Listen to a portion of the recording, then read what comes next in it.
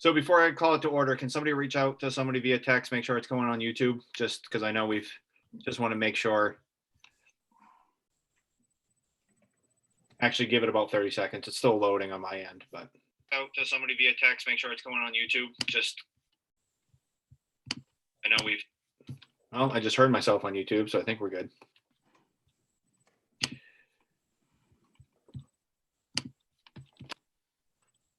Okay, I have confirmation that it's live on YouTube. So I believe I'm going to call this to order. This is the Wednesday, May 20th, 2020 virtual town council workshop on the FY 2021 budget. It is slated to go from 5:30 to 7 o'clock.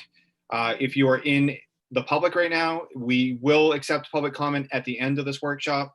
In the off chance that this workshop this workshop has to end at 7 o'clock because we have a town council meeting, and the offset chance that this workshop goes directly till 7, just hang tight. I will start the official town council meeting, and you can offer your public comment right at the top of the meeting.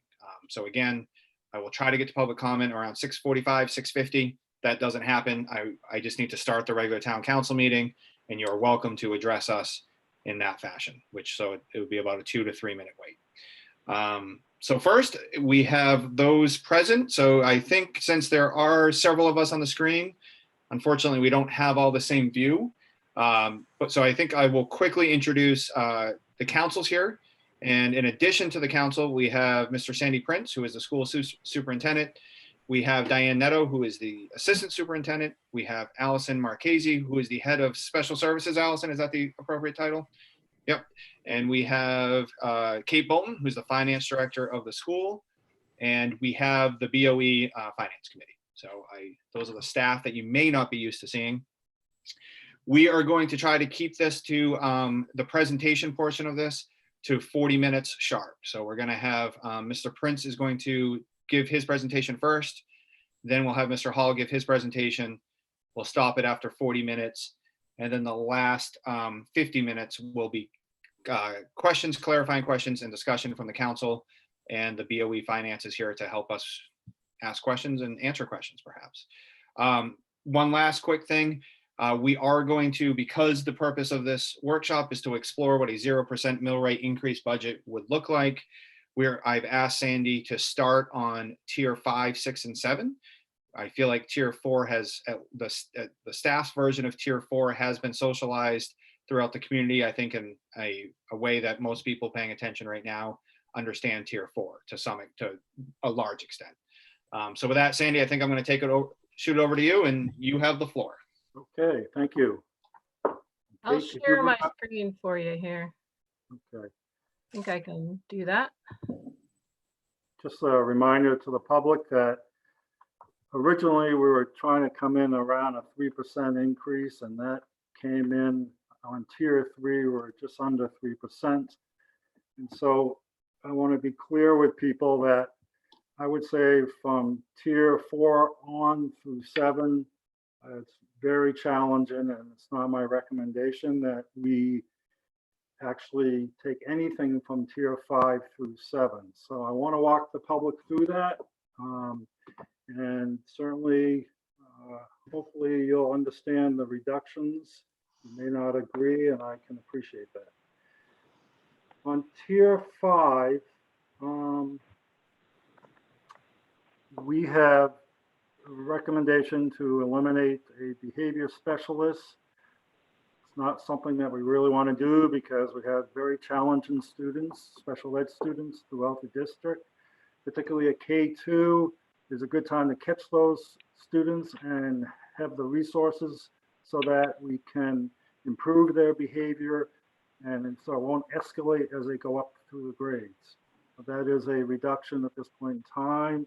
These are only my proposals through the administrative team. So again, this is fluid. Obviously, other people will have opinions, and certainly the board will have input on this. But again, I'm just stressing that these are proposals, are some of our ideas. That we would defer hiring 3 building ed techs. And again, those people would be at the elementary level. And a high school teacher position is going to be reduced. And then in addition to that, we're recommending that K2 building ed techs, which would be 0.4 position. And those are the major reductions. As you can see, it's pretty much staff positions. And again, it will have an impact on our day of our life in schools. I am worried. I don't think it's futuristic. I think it's reactive. I think it's a distraction to the school system. So at this level 5, I'm having a hard time communicating that I could support this. If you look down below at the very bottom of that slide, the total reduction to the tax request at this point in time is just over 18 positions. I'd like to show you tier 6. Increasingly becomes more challenging. And again, I'm just feeling like this is going to demolish the school system because we just need these positions, and it's just gut wrenching. And also, I think it's a culture killer for the staff. And I think any one of us work hard to try to build a culture where we're a learning organization and we're doing the best that we can for our students. In this tier 6, a 6 through 8 teacher position would be reduced, which would increase class size. Not something that we want to do, but again, this is just put out there as a recommendation. The high school library ed tech, a reduction in that. The K through 2 instructional coach, and a middle school connection teacher. What's particularly hard, again, about this tier, it's all positions. And if you look at class sizes, I think Scarborough's done a very good job trying to maintain what the average is, particularly in the state of Maine. I am worried that this is going to creep it up. I'm not trying to get people alarmed or cranked, but if more students move in, we don't have much wiggle room to add students to the classrooms. Our class sizes next year are going to be higher than this year by 1 or 2 students overall. So at this point in time on tier 6 at the bottom there, we're just over 22 positions. We're getting close to a $2.5 million reduction. Hey, Sandy. Yeah. What's a connections teacher? You know, our former principal is right with us, and she knows that position very well. Hey, Betsy, can we just have that be the first question and just let's continue this? And what we will do is let's take questions after this and then do the town. So that way these questions don't get lost. So Sandy, why don't you finish your presentation and we'll have that be the first question. Okay. Is it possible then to maybe get an email with the presentations? Because it's hard to go back and remember questions sometimes, Paul. Of course it is. Yes. Yep. Okay, so tier 7 is the final tier, and we're looking at a grades 3 through 5 academic support ed techs, 2 positions. We are looking at a K through 2 special ed behavior specialist, which is a position, and then also a position, special ed speech therapist, a certified assistant. And again, I can't help but emphasize the importance of trying to be proactive, and these positions really would support these students, and regrettably, they're on this list for tier 7. Again, just a proposal. At the bottom, so if you look at the bottom, we're at 2.7 million-ish of cuts, and we're looking at just over 26 equivalent positions. So, Sandy, thank you. Why don't we take, before I take the first question, I have a hard time seeing everybody in this format. So perhaps Kate, could you unshare your screen so I can see everybody for a minute? Sarah Layton, real quick, these tiers that we're looking at, those were included in the finance document that you sent to us. Is that correct? These are the same tiers that we had? Yep. Okay, so these tiers have been emailed to us. They're the ones that we had in leeway to the other finance committee meeting. Thank you.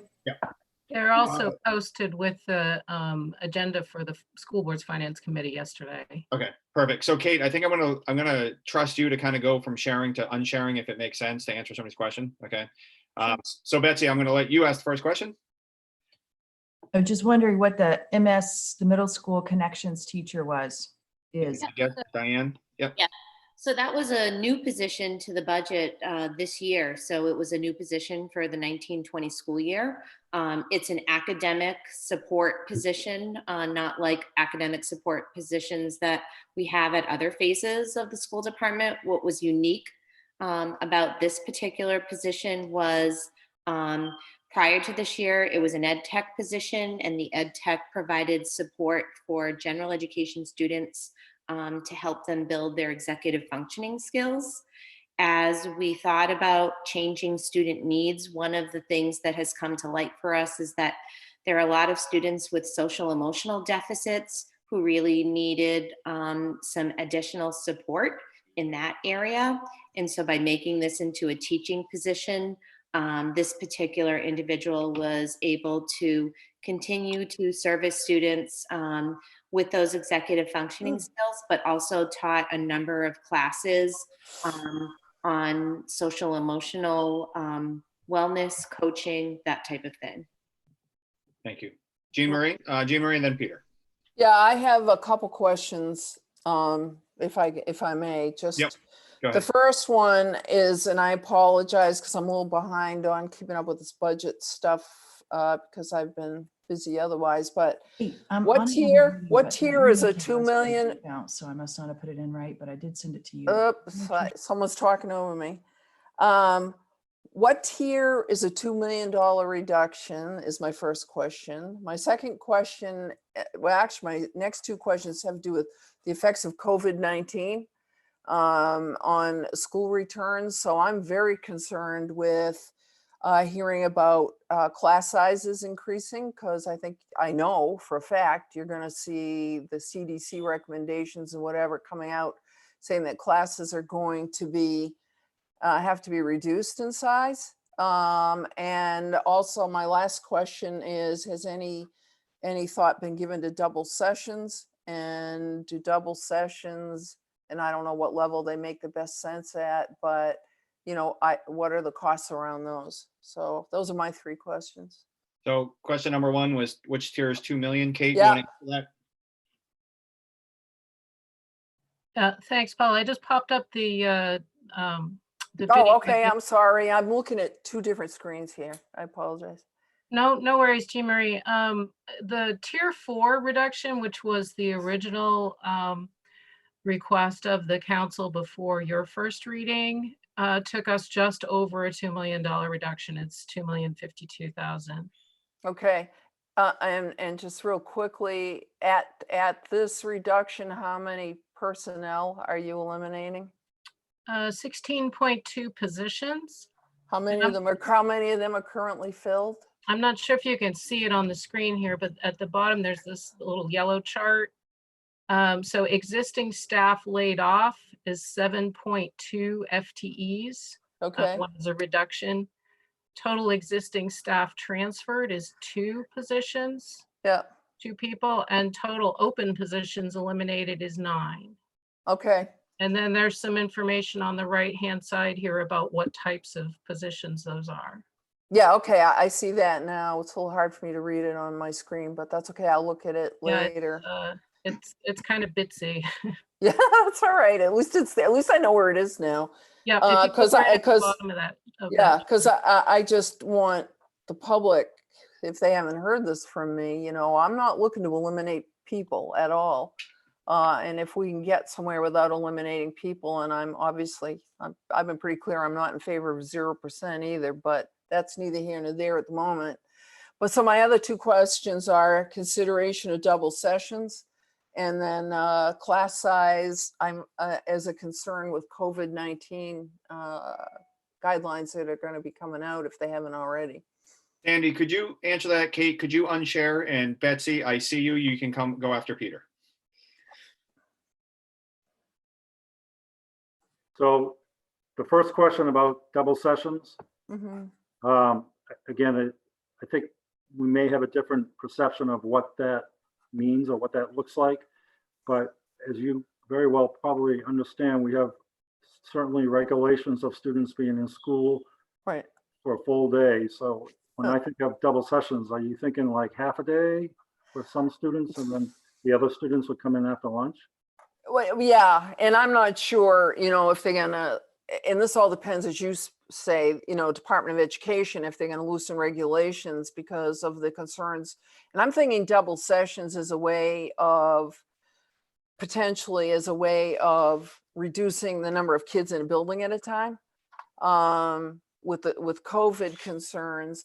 And I'm just planting that seed if it hasn't already been thought, because I'm assuming, and maybe I'm assuming incorrectly, that there are some extra costs that would potentially be involved with that, because I've never worked in anywhere where they've done double sessions. I am aware of them being done, but anyway, that's where I was going with it.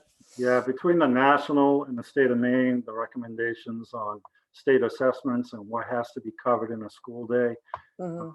is we can barely fit it in a 6 or 7 Right. hour day. So I appreciate the creative thinking. I just don't think it's even reasonable to try Right. to implement, given the state. Okay, yeah, and that's fine. I mean, I was just wondering.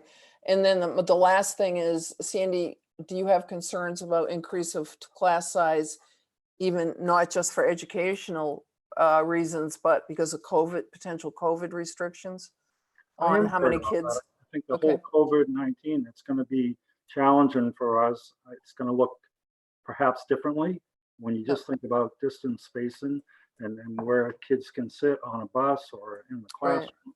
So I am worried about that. I think we'll just have to really, thank goodness we put money into the budget that will help us with the nursing component of that. Yeah. And we'll certainly trying to work with our neighboring schools to understand how we're going to open schools, and we'll learn from each other doing that work. Okay. Yep, and I All would right. just say that class size, probably one of the most important things.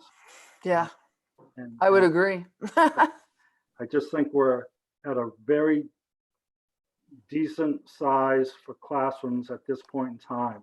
Very concerned if we have to increase class sizes, because students, the research supports that if you have reasonable class size, student improvement will increase. Right. So I think Scabo's done a good job with that, Yeah. and I'll continue to maintain that. All right. Thank you. I'm all set. Thank you. Peter, and then Betsy. Yeah, can I unmute myself? Sorry. One request and one question. The request is, Jean Marie actually asked the question I had, that on tier 4, we see you have the number of positions, but you're broken out between how many are filled or whatever. That's not the same information isn't available for 5, 6, and 7. That would just be interesting information. So if that could just be added and distributed, that'd be great. The second question, I'm sorry.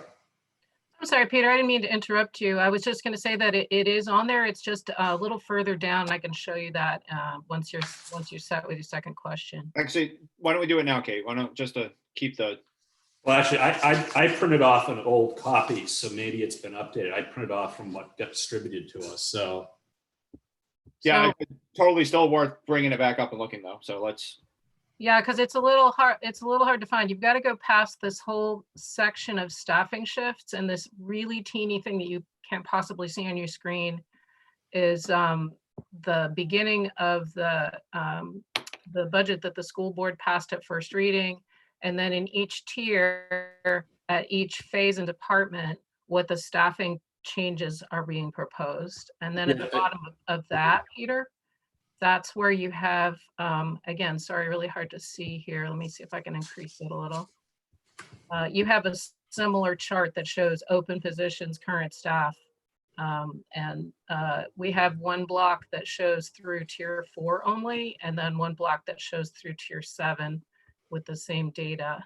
Yeah, well, I guess what I'm requesting though, can we just see the yellow blocks for a consistent presentation that has tier 4, 5, 6, and 7? Well, we already have 4, but 5 and 6. Sure, yeah, you want it split out with all of the tiers. Yeah, I think just to be consistent, so that's sort of request. The second question I have, that in tiers at least 4, 5, 6, and 7, you know, I know there's about $700,000, $740,000 in capital requests that are in appropriations. I don't see any analysis of going back and looking at some of those appropriations which fall right to the bottom line. So if it's $700,000, that's a significant number of positions that could be saved if some of those items were looked at and there's an ability to push them out in time. So I'm just curious about, and I did have a conversation with Sarah today, I think that is on the schedule, but I think that's a really important exercise that I'd much rather push off, you know, repainting some of the interiors or doing energy upgrades if it meant saving positions and classroom sizes. So I hope that that's part of your process, that you'll come back with some analysis for us. And I'm just curious about why in tiers 5, 6, and 7 that wasn't looked at as part of the opportunity or possibility of alternatives other than personnel. I would say this is a starting point, and again, it becomes the board's budget. And I've got my cost center managers here tonight if you would like more information. But I think operations, facilities, we've got to maintain those and find the balance. And that's not to say that we don't want to lose the teacher positions. I mean, you know, tiers 1, 2, and 3. You look at tier 3, we're around 3%, just under 3%.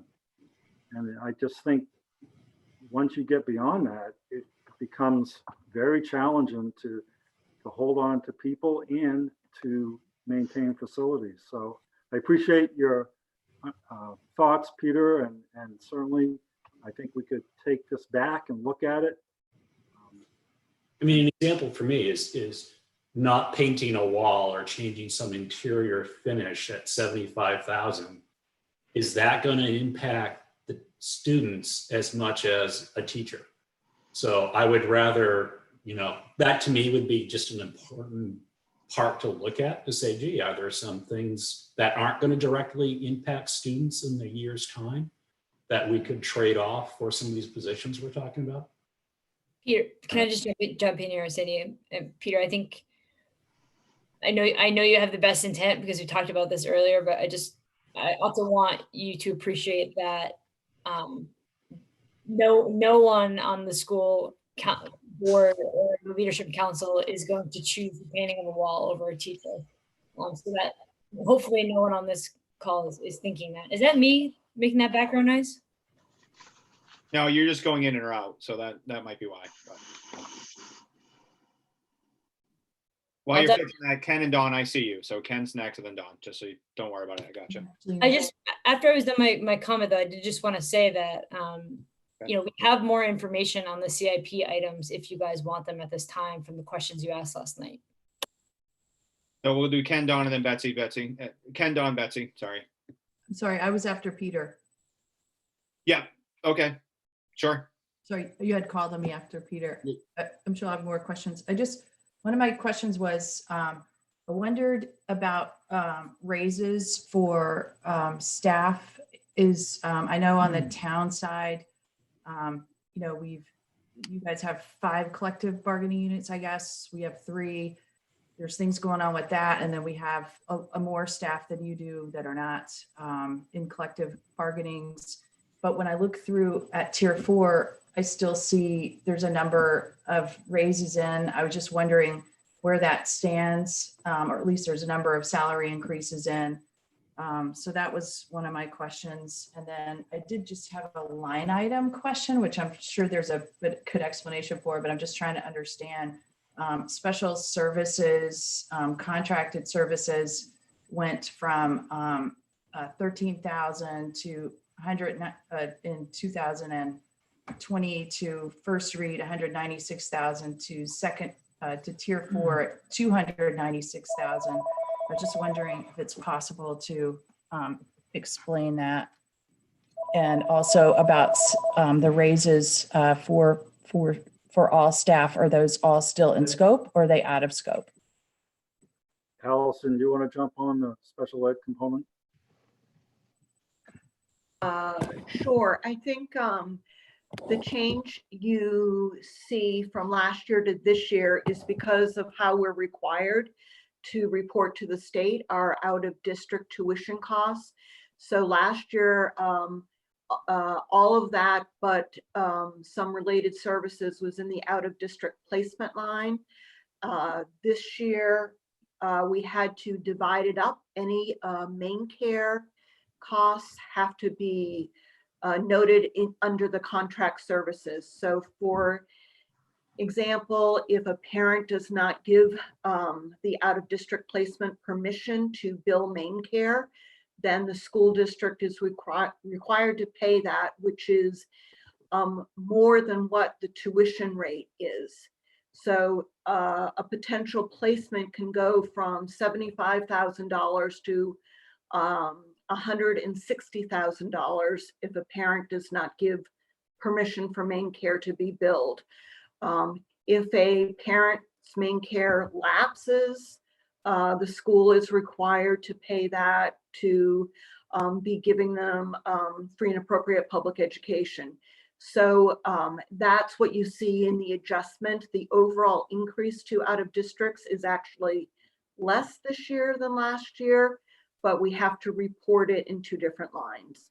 So have you heard of any regulatory changes that might allow you to do anything different, like bill main care on behalf of somebody, or is there any kind of talk like that? No, 100%, there is no wiggle room. Schools are responsible and only a parent can give consent. So that at times with certain families that poses quite a financial situation for us. Okay, thank you.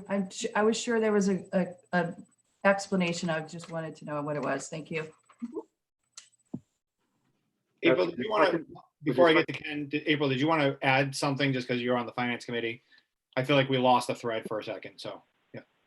Yes, please. Thank you. So I just want to offer a slightly different perspective on what Peter said about the CIP budget before we we can go back and talk about the individual line items.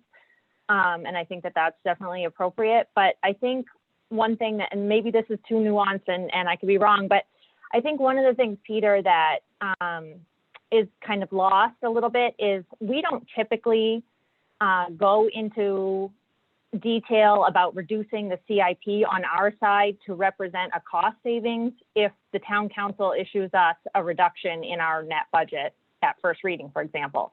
The CIP budget is your budget. I mean, like the town council oversees the entire CIP budget. So I'm actually,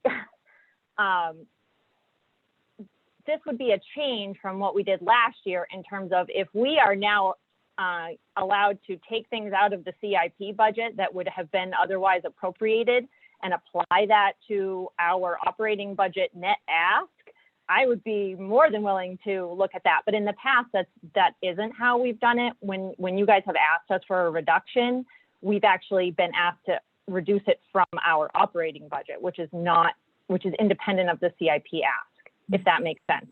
And so I think right now we're kind of, it's incorrect to say that we're prioritizing some of these CIP projects over our existing needs within our operating budget, because for us, they're two separate budgets.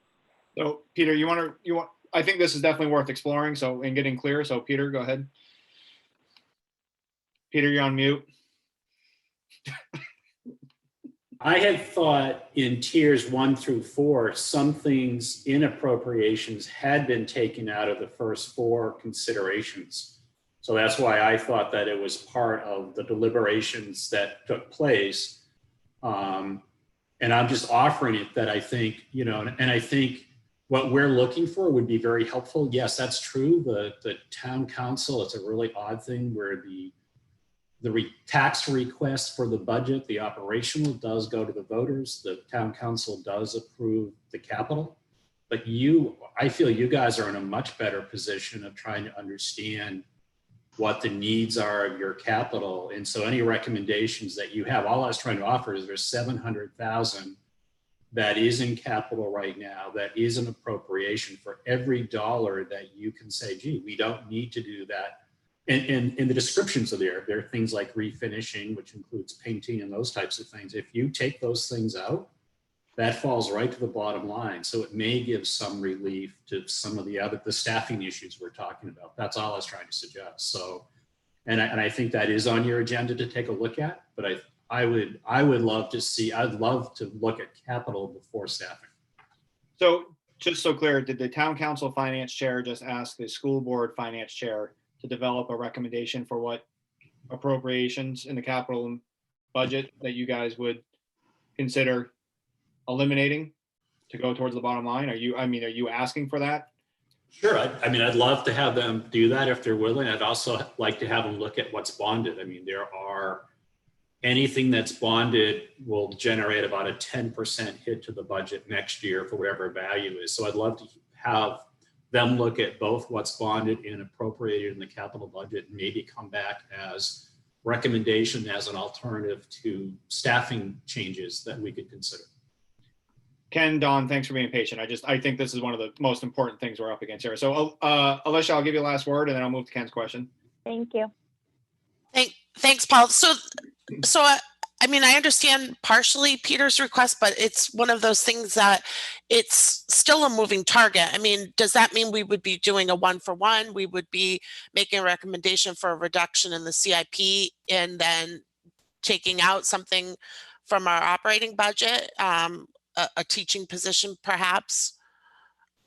Let's have Peter and Sarah talk to each other, call each other and hammer it out amongst them. Because I think at least we have a quasi path forward here and a little bit of clarity. So, because I agree with you. Yeah, and I think I can be short on this. Peter and I already chatted today, and I explained the plan and said that we would, once we see any changes, we'll share it with you guys. So I think we're aligned on that. Peter, Okay. do you agree? Yep. Perfect. All right, Ken, question. Thank you for being patient, sir. I'm patient. I'll ask for forgiveness right up front. This seems to be counterintuitive to me, so I'm sure it must seem that way to some other folks in the public that don't deal with finance all the time. Because I believe the request was a workshop to come down to a 0 increase in your budget. Now, simplistically, that means you have the same money that you had last year.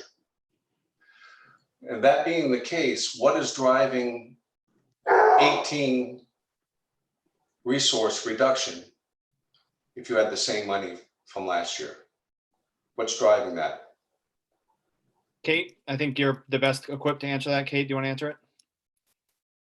I'm sorry, Ken, my internet just went really weird on me. I don't understand. I didn't hear the question all the way. Well, it was just that if you have a zero increase in the budget, the common understanding would be you have the same budget dollars as you had last year or this year. So what's driving 18 layoffs? The request that I heard was that we were looking for a 0% increase on the tax rate. And what's driving layoffs is that the same resources that we had last year cost us more this year. Can you give examples of why they cost more? Because the spirit of the question is the same, whether it's mill rate or growth budget. But can you just speak so to lead the question a little bit? Health insurance. Why is a flat budget resulting in 18 positions? Yeah, it's personnel. 80% of our budget is personnel. They all have contracts. Well, 99.9% of them do. And contracted raises and cost of insurance, cost of payroll taxes that run along with those raises. Okay, well, that's an important item, I think, that should just be discussed. I'm not going to challenge it. I'm not going to judge it. But people will be asking, if you have the same amount of money you had last year, why are you forced to lay off 18 people? And apparently it's because of the cost of pay raises for some staff. Is that correct? Pay and benefits. Pay and benefits, okay. Yeah, So, and Paul. and I think, No, Betsy, no, it's going to be Dawn next because No, I'm sorry, just to jump in there, my first question wasn't asked and it was about the pay. Was the staff pay the same? Had there been? okay, you can ask it That- right. That question, I did ask that question. It got lost, so. Okay. And I want to finish my sentence, which is that we also have added personnel and reduced personnel. So we've added important personnel that we're trying to hang on to. Yep. And, that's personnel. Okay, that answers it. It was not intuitive being, the same amount of money you had prior. There had to be something that was driving up the cost that forced a reduction. So thank you. I think that's the answer pretty much. Thanks, Kate. can I just, Paul, just quickly add to that? Because I think it's true what Kate is saying, that it's the majority, right? But there are also other needs. Our students' needs change every year. You'll see an increase requiring more support and more budget. And you'll also see in the first tier, the reduction, before we actually take anything out, we're adding a whole bunch in to do with the COVID-19. So that's another consideration. So certainly the personnel cost makes up the bulk of it, but it's not the only reason. So thanks, Paul. Dawn, go for it. Thanks. I want to thank the BOE and the superintendent and staff for acknowledging that there is opportunity in the capital improvement plan. Okay, that's a major step forward, and that's about the only thing that I think that I've been able to identify that the group has not said no to. You said you haven't approved the 2% mill rate increase yet, which I guess is around 1.6% now. You've said no several times. So I'm not going to name names, but you've said no to any changes in staff levels. You've said no to any changes in curriculum. You've said no to any change in class sizes. So I'm pleased to know that out of those 4 or 5 things, we have one thing that we agree, we think we can work on. And it's, this is really a tough, it puts us in a tough spot because you asked for us to give you direction and we simply asked you to go through an exercise in a model. And, I know we're early in the process, but it doesn't really give us a lot to work with. And I would also add that the tiers, I think are quite clear, but you basically define the problem statement almost exclusively in terms of the most egregious measures possible, that you're going to just focus on those. And everyone agrees those are harsh. And I think there's ample room and opportunity and money for savings and other efficiencies and other creativity. Like if it is the case that layoffs are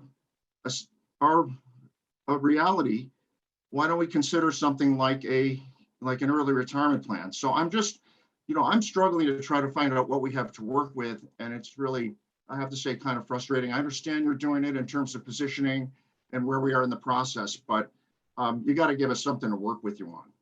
Dawn, I think we're having 2 different conversations, honestly. I'm shocked that that's your perception based on the conversations that have occurred. I can say that I've spent hours reviewing this budget, and I know that the other people on the finance committee have, and I know our leadership has as well.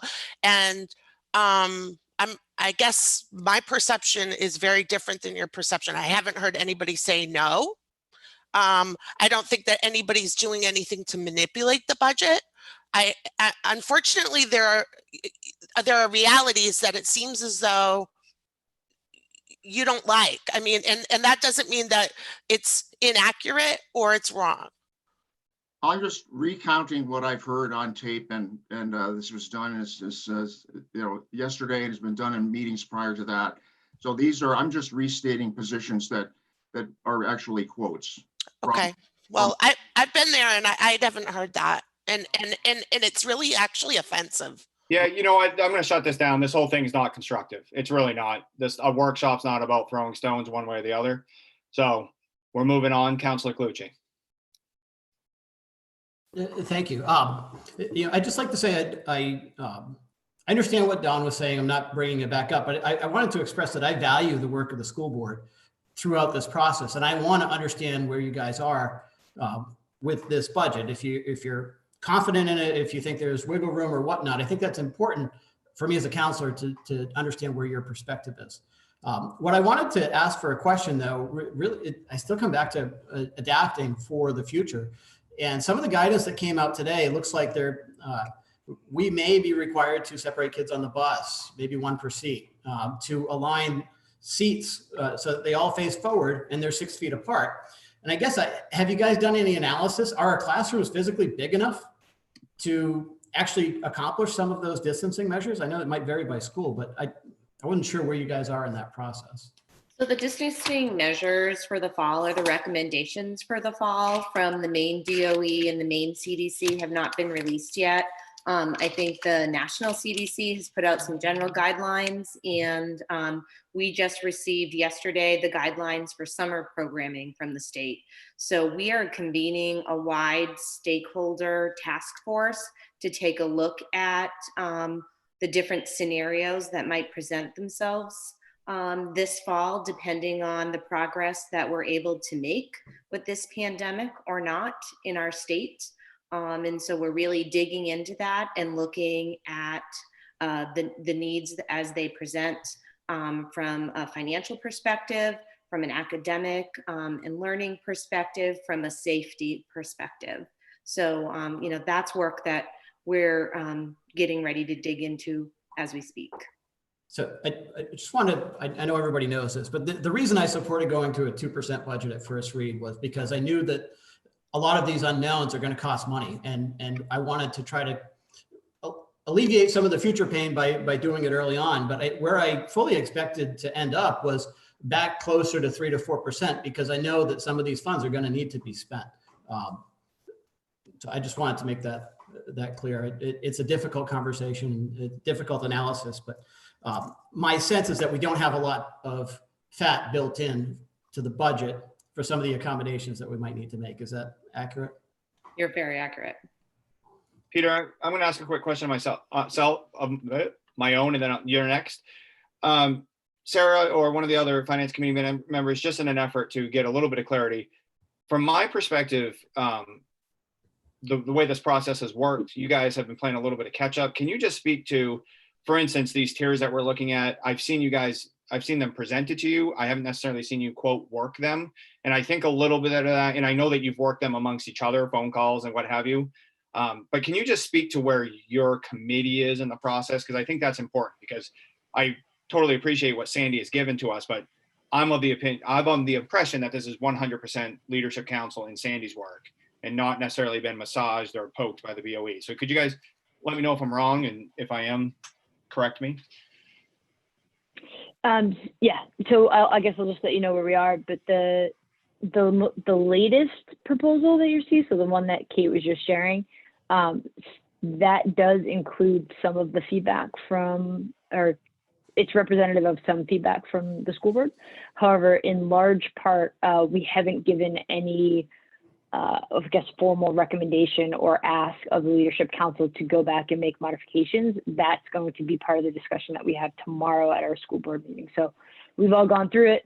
We haven't had the opportunity though to have the conversation as a board to say, what are we okay with? What are we not okay with? And we also need to thoughtfully taking into consideration all the feedback we've gotten from emails and staff.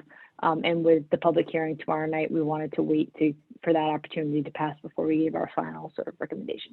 Great. So it's still with the finance committee yet, or right now, and hopefully by next week we'll have something that is more reflective of the finance committee's recommendations. Thanks, Sarah. So this is what we're going to do. Peter, I think you're going to have the last school question. We're just at the halfway mark, I believe. Hold on, let me double check that. Yes, we're at the halfway mark. So why don't we have Peter ask the last school question? Obviously, guys, hang tight because we might circle back to you, but I want Tom to give his presentation after Peter's question. So. Yeah, my question is kind of going back up to the 30,000 mile view, and it's kind of building on something I think Councilor Bushey kind of brought up. I know we have had conversations on the town side that if we actually codify a budget in June and approve it, there are so many uncertainties that if something changes drastically, On the town budget, we have the ability as a town council to go back and do a budget amendment, if you will. If there's a budget shortfall, if there's something we need to do, we can make some changes. And I have asked Tom, certainly on the school side, if there are changes, and I think John has just mentioned some of them, there's some conversations about what will happen if the state doesn't get the bailout proposed by Senator Collins. Will that impact school funding? If something happens that, because I know that once your budget is codified, you guys are sort of locked in, is there a mechanism by which we can make adjustments to either the spending level or other things if there's circumstances that I don't know the answer to that question, but I think it'd be good to know as we enter this, whether we do need to build some cushions into the budget for unknown activities or not. So just as a, and maybe we can come back to it, Paul, if it's more appropriate at the end. Yeah, yeah, we could do that. Yeah, yeah. I think it's a process question more than anything, right? And I had to add a comment to that, and maybe the town manager can help research it. But my understanding is the reason we can't amend the school budget is because we send the budget to referendum. Our voters are elected to do that. So that kind of ties in state law. If they had not voted to do that, then we would have more flexibility. But is there, if we sent another question to the voters asking them about continuing to vote on the budget, would that give us the flexibility, or can we even do that because they committed to 3 years? You can only ask that question once every 3 years under statute. I think that it's important to distinguish that the voters give us approval to spend. So to Peter's point, if you have an expenditure that arises and you don't have the funding for it established in your operating budget, then it's, you know, it's either not going to happen or it's going to come from somewhere else. The referendum doesn't include anything about revenues. So if you have a situation where your GPA is cut or your state funding is, you know, is evaporated, we could conceivably come back to the council and look for some kind of help in terms of funding, but we wouldn't have more authority to spend than what we already have. So I think that it would be very foresightful of us, and Sarah and I started having a little conversation about this, about trying to have some mechanism of contingency funds for COVID-related issues, because as you just said, we really don't know what we don't know until we get there, and we could have some unpleasant surprises. So that's definitely an area I'd be interested in exploring. That was very helpful. Yeah. All right, Tom, with that, I think I have your presentation. I think it's just in PDF format, so it's not going to be, I believe I'll just be scrolling. Just two sheets, so shouldn't be much. Yep. Can you guys see that okay? Can somebody say something? I can't see. Yes. Sorry. Yeah, looks good. All right, go ahead, Tom. Yeah, so just a quick introduction. 2 weeks ago, the council gave us an additional target and really tasked us with modeling what does it look like to get to a 0% tax rate increase. And roughly speaking, that was about $1 million lift to do that. That charge from council directed that the school focus on about a $600,000 portion of that $1 million, in the town $400,000. And so with that in mind, you know, my style is more to deliver when I can, and I'm certainly not going to be putting something forward that I'm not comfortable with. And so I've done really two things. This first slide shows a number of appropriation and revenue changes that do get us very close to that 400,000. So if it serves us all, I'll just kind of walk quickly through these, if you will.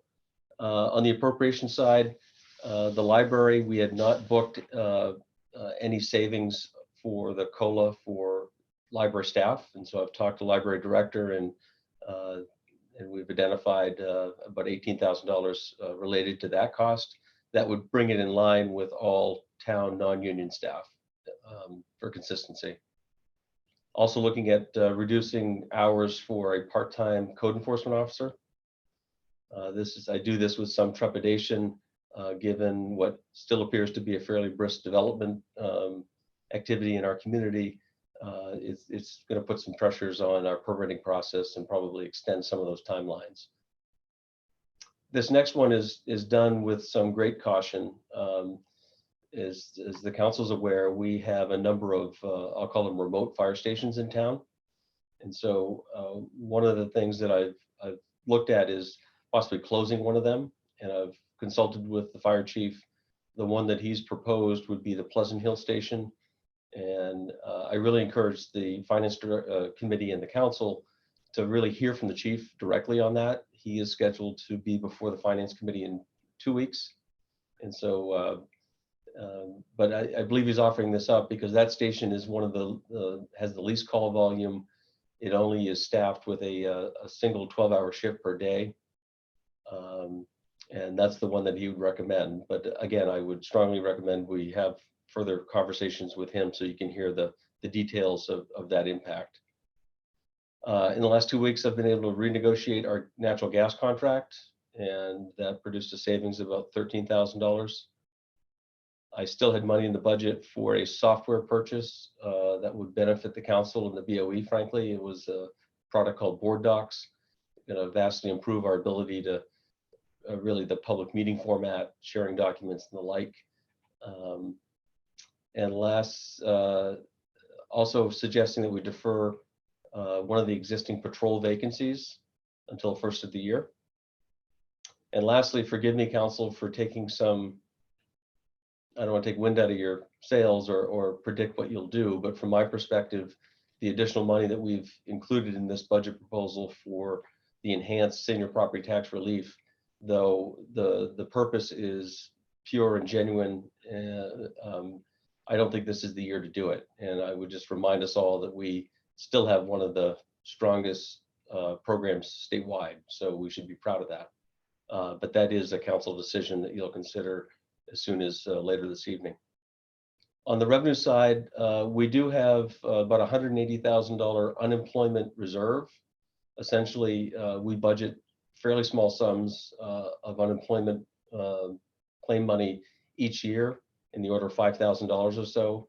Really, given the nature of us as an organization, we rarely, if ever, use it. And so that money has been, at year end, when it's not used, has gone into a reserve account, thankfully. And I'm proposing that we use enough to cover the town's portion of the workshare cost. So there's another $67,000 in that fund. I'm not suggesting we use all of it, but let's use certainly what we're incurring at the end of this year and the first month of next year. Bid premium, we did go to bond sale last week, and we had some good news with very favorable results on the interest rate, and it was also a sizable bid premium. We had been anticipating that, and so there's about $14,000 in additional premium that we can use for FY21. And working with the library director, we have identified some savings over the last several weeks, and so it will result in a year-end surplus. And Nancy's prepared to bring that forward and use that really as a fund balance, if you will, for FY21.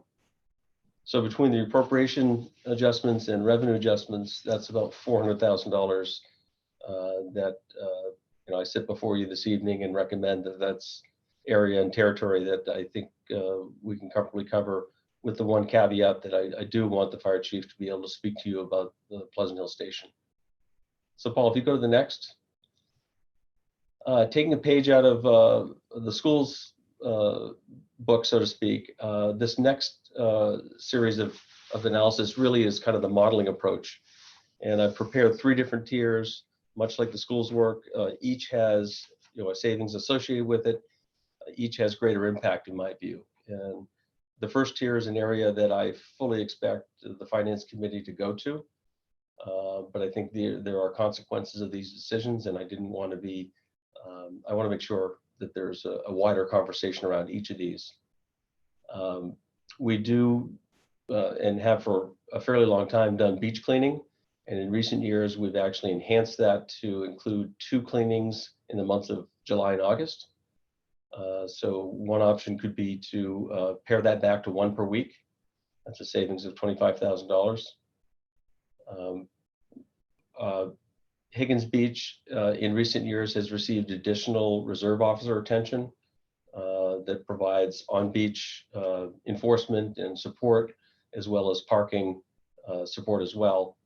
To equalize coverage between Pine Point Beach and Higgins Beach would be a savings of $33,500. Again, that would still maintain a base level of reserve support. We have still in the budget a new custodial position predominantly used at the new public safety building. We are doubling square footage, and we only have one person at this point. This would be kind of a pool position, serving as needed here at Town Hall, but predominantly at the public safety building. Without that position, everyone else in that building would have to step up and do a bit of their own part to meet that need. And lastly, we do have been in conversation with our two existing, our unions that have two existing contracts in place. There are concessions available should the council want to take that. I think it's premature, but I want to include that in the running list. That's real money that we can put into play if the council sees fit. So moving on to tier 2 and 3, these are areas that do not come with my recommendation, but knowing what I know from a revenue point of view, I'm also increasingly anxious about my fund balance estimate, really as it relates to many of the community services revenues, summer camp, beach revenues. We'll know much more in the next couple of weeks what the future holds there. But there's a lot of revenue associated with some of those programs. So knowing that, I wanted to, at least for my own purposes and hopefully for yours as well, look at another series of things. And again, these don't come with my recommendation, but they're to the spirit of the directive given in terms of modeling some different options. The first would be to eliminate beach cleaning altogether. It's a $30,000 savings. I think the impact would be obvious and fairly loud based on past experience. We have currently a vacancy in the Marine Resource Officer position. With that vacancy, we could potentially move that to part-time. I do have some concern that it would have an impact on our on-the-water marine enforcement and also shellfish duties, which, depending on the time of year, can be quite a bit. And the next series would be to not fill any of the current vacant positions. Right now, the budget has deferments of current vacancies, and in an effort to avoid layoff of full-time employed staff right now, I think it makes sense to look at the open positions, and you'll see there's a series of savings. The total of those is about $184,000 if we were to not fill any of those positions next year. And then the final tier, really pains me to put this forward.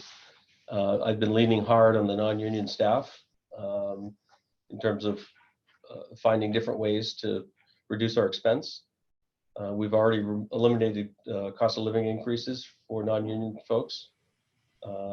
It's been suggested that we consider also removing their steps. They're entitled not every year, but steps at periodic times in their employment here. So that's about a $95,000 cost. And then one option, which is really painful to suggest, but is modifying our work week from a 40-hour work week to a 37.5. That equates to a 6.2% decrease in pay for staff. And again, that would be for non-union folks. So there's a lot here. There's a fair amount of money wrapped up here. This is approaching $1 million on this slide alone. And I would really encourage the Finance Committee and the Council to have a deeper discussion about around each of these items. But in the spirit of the task given, I wanted to do the work and lay out some options for us to consider going forward. And Tom, I'm going to be selfish and ask a quick question. That these two totals on the yellow, those are two independent totals of each other, correct? Yes, they are. Yeah. Yes. That's a total of 1.3 if you add them all up, so to speak. Again, I'm not suggesting that they're all created equal. I encourage you to really focus on the first page, really intended to meet the task that was given to me. To the extent the goalposts move again, and I suspect they may, I wanted to do the work to model what some other options are looking forward. Tom, thank you. We are going to kick it over to questions. So Councilor Calucci. Tom, can you explain how do we go about cleaning the public safety building today? Is this the only custodian that we would have, or is this a second custodian? It would be a second custodian, excuse me, that would predominantly support that building. And you're comfortable that with one custodian, we could keep up with the sanitation procedures that are going to be required? No, I'm not comfortable, but desperate times require desperate measures here. We do have the luxury of folks residing 24/7 at that facility, the fire personnel. And so there is the capability, and frankly, there's a good long history of them taking care of themselves from a cooking and cleaning point of view. Cleaning bathrooms is another matter. So, you know, I don't offer that up lightly, and that's why it's still in this budget in spite of some other changes I've made. Peter? Yeah, I'm sorry, John. Did you have a follow-up, John? I'm sorry. No. Okay, Peter, sorry.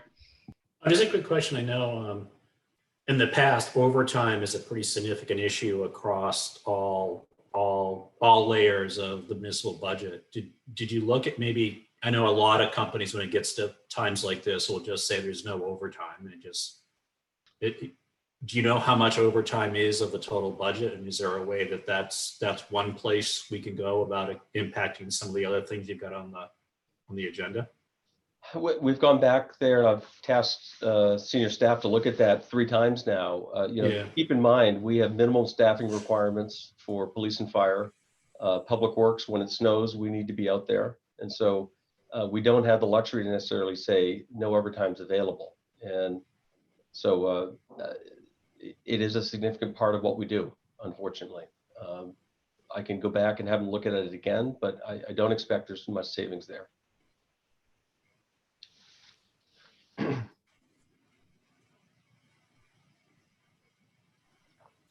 Are there any other questions?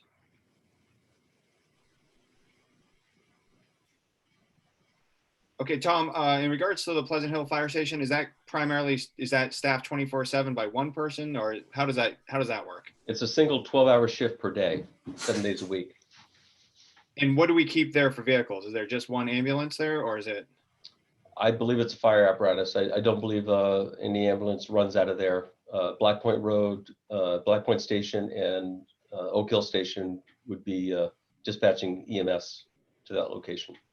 And when we developed the new public safety building, I mean, is there evidence, or did we do so assuming our response time would be quicker through the rest of the town with this new centrally located public safety building, or I should say a better exit? Or yeah, I don't think it vastly improves at all the response time. It's essentially leaving from the same spot. I think coming and going is a bit easier and safer.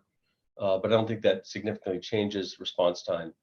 And this all happened before my time, but I know the justification for the remote stations. We are a town of 54 square miles. So to have strategically located stations with appropriate staff and apparatus does provide significantly enhanced response times, which ends up helping homeowners' insurance rates. That doesn't help our bottom line, but it does improve homeowners rates, and Chief Thurlow is certainly an expert on these matters. Thank you. Jean Marie, and then Don.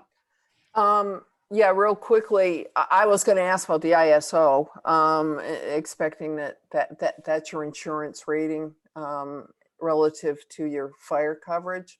And I know the chief will talk about that. I know that there's been discussion in the fire department for a number of years about closing Pleasant Hill.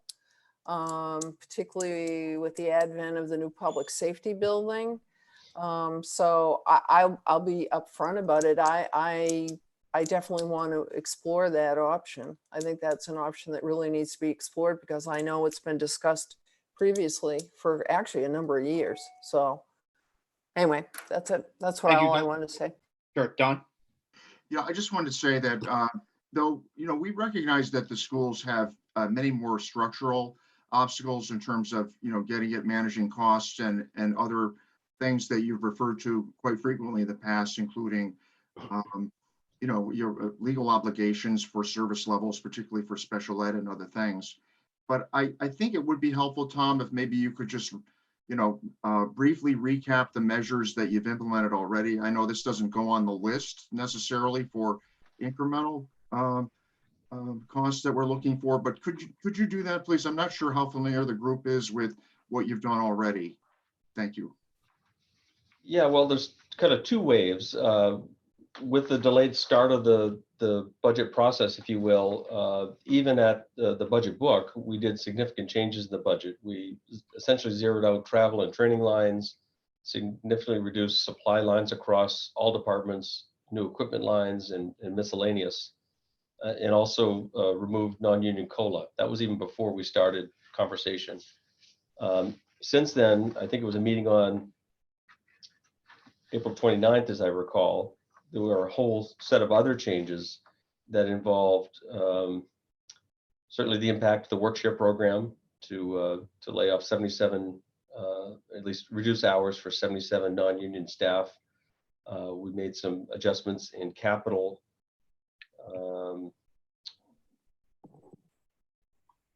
So that's just a quick overview of kind of what we've done to date. And then this is the third wave from my perspective.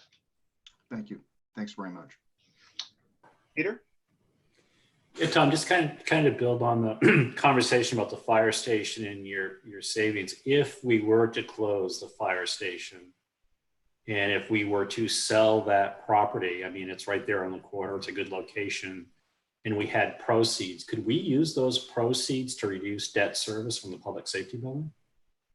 Sure. Reduce the debt, yeah. I mean, council, that's a town asset. Council, it's a town asset. Council controls what you do with the proceeds of that sale. You could direct it to anything you wish. I mean, is it likely that would be able to move that in a year's time during the budget cycle so that we could plan some savings to debt service? I've not analyzed that, Peter. I think it is a very interesting location. I think it has limited commercial use given the fact it's in a residential neighborhood. So I wouldn't even hazard a guess at its value or whether it's marketable in a year's time. More importantly, I'd want to make sure that we have a full viewing and airing of the impact and before we take such a measure. So I appreciate the spirit of the question, but I'm not there yet, personally. And then just as a follow-up, I know the Black Point office building we've talked about also maybe getting out of that. Is that something that could be part of the calculus? And again, if we sold that property to somebody, again, is it available to however the town council wants to use it to offset next year's expenditures?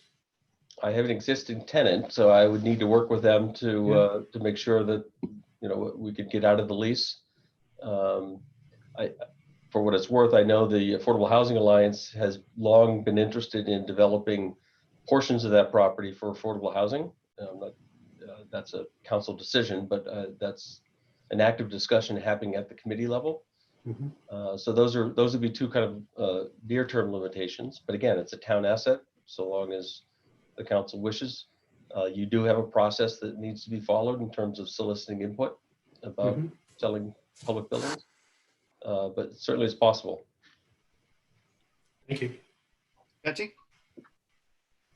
So I think, most folks have just been asking questions. I know Jean Marie kind of made some statements, and I just wanted to make sure that a lot of people are paying attention, they're listening, which is awesome. We've gotten a lot of feedback, which is really good.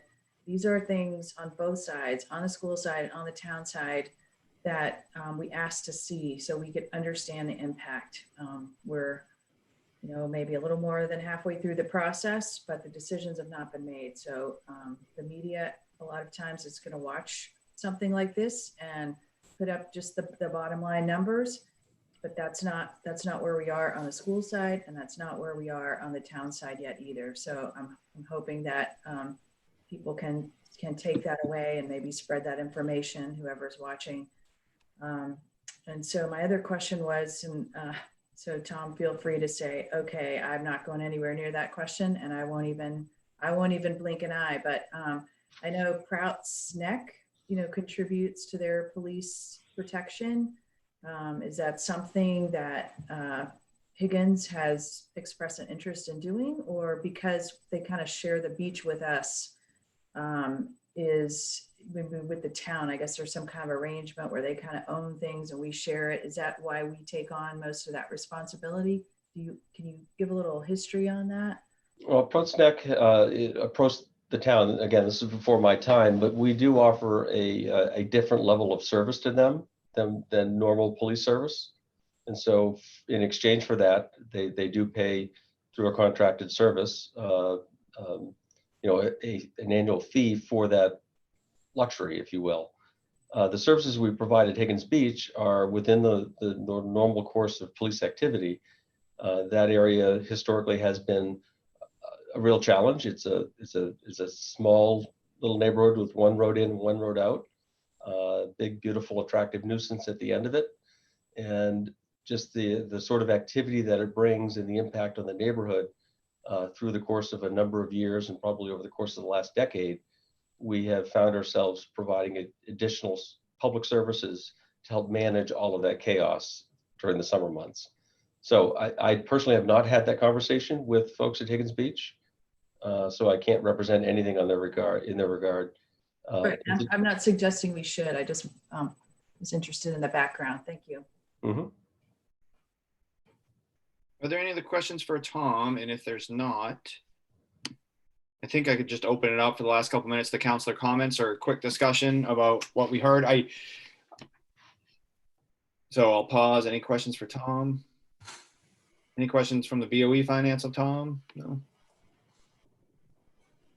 Okay, I think I can just say from a personal level, looking at this process and where we are, I think we're running the risk of, it was pretty clear at first reading that we wanted a 2% delivered or what have you. And now I guess my question to the council is, what do we do from here? I mean, is process wise, do we think the finance committees are going to go back and work and we're going to just throw a bunch of amendments at second reading? Like, how are we going to finalize the budget? To Betsy's point, I'm viewing this as information gathering, modeling, but I guess and we don't have to answer this right now, but I think it's important to define if the adjustments are up, down, or sideways.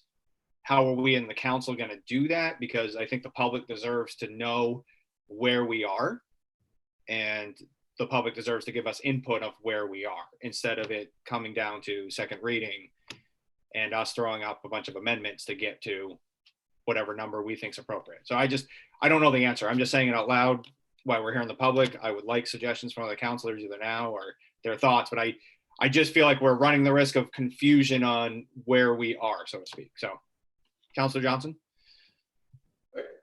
Forgive me again. I think what's missing in the conversation, because especially for the people that aren't involved in it on a daily routine basis, is why we're doing this.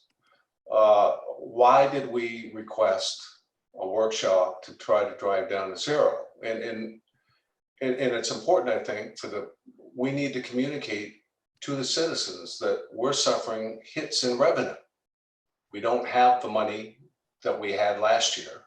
We're going to have less money than we had last year. That's why we're doing this. It's not an effort to cut schools or cut town resources. There's a reason for doing this, and we really can't tax ourselves out of this. So it's important, I think, to have a serious discussion on our deficits and revenues. We know a very little right now, at least I do. I know we've adjusted the revenue sharing by 300,000. Don't know where the excise tax are. Don't know where all the other revenue streams are. But I think it's important that we start speaking about that. Maybe we open each subsequent meeting with that, where we are on the revenue side. And this is why we're doing the exercise. We didn't just wake up one day and go, let's go to a zero budget. There was a reason to do it. And I think that's just been lost in the discussion. Thank you. Anybody else have anything to add or comments? Councilor Clucci?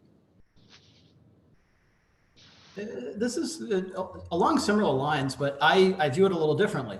To me, there's a lot of uncertainty for non-property tax revenues, things that are coming from other sources. We could, through a decision of the council, lock in what we want to collect from the taxpayers. And that would allow us to focus on the pieces of the budget that are uncertain. So to me, when I think about this modeling 0%, it's not extremely meaningful because what we collect from the taxpayers is a decision, and then managing within that budget is what's really going to be tricky this year because the other revenue sources are at risk.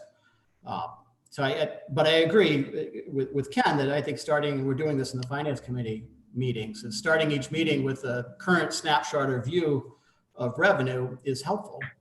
I think that's beneficial. Peter? You're on mute, Peter. I'm just going to start kind of building on the prior comments and Councilor Ken Johnson about why we're doing this. I mean, I think the reason we did this is our world is really different. And I think that has to be stated. I mean, we are at unprecedented levels of unemployment. We're at unprecedented levels where 1 out of 5 people have lost their jobs and their household incomes. We do have a concern. And as everybody knows in this town, there's lots of different opinions, but seniors, we have one of the largest senior populations. They're getting a 0.8% Social Security increase, and a lot of them have lost up to 30% of their investment portfolio and savings that they rely on. So it's an affordability issue. The real issue for us as we talk about the budgets is what do we think taxpayers, the majority of taxpayers that show up at the polls, what are they going to support? So I think that's a piece of it to your question, Paul. The second piece, though, becomes I think we're doing this exercise because there are so many uncertainties that I think we need to know what we face. If all of a sudden, and again, we've been waiting the last 2 weeks to try to get an indication of where the state of Maine is going to be on a lot of their revenue shares with us. If there's a big change in what we're going to get, and I think there's some risk to the schools and there's certainly some risk to the town side. If we get a surprise, we have now done the legwork to know what are our options if we have to adjust from where we are now until we get to the second read. I think we've done a ton of heavy lifting.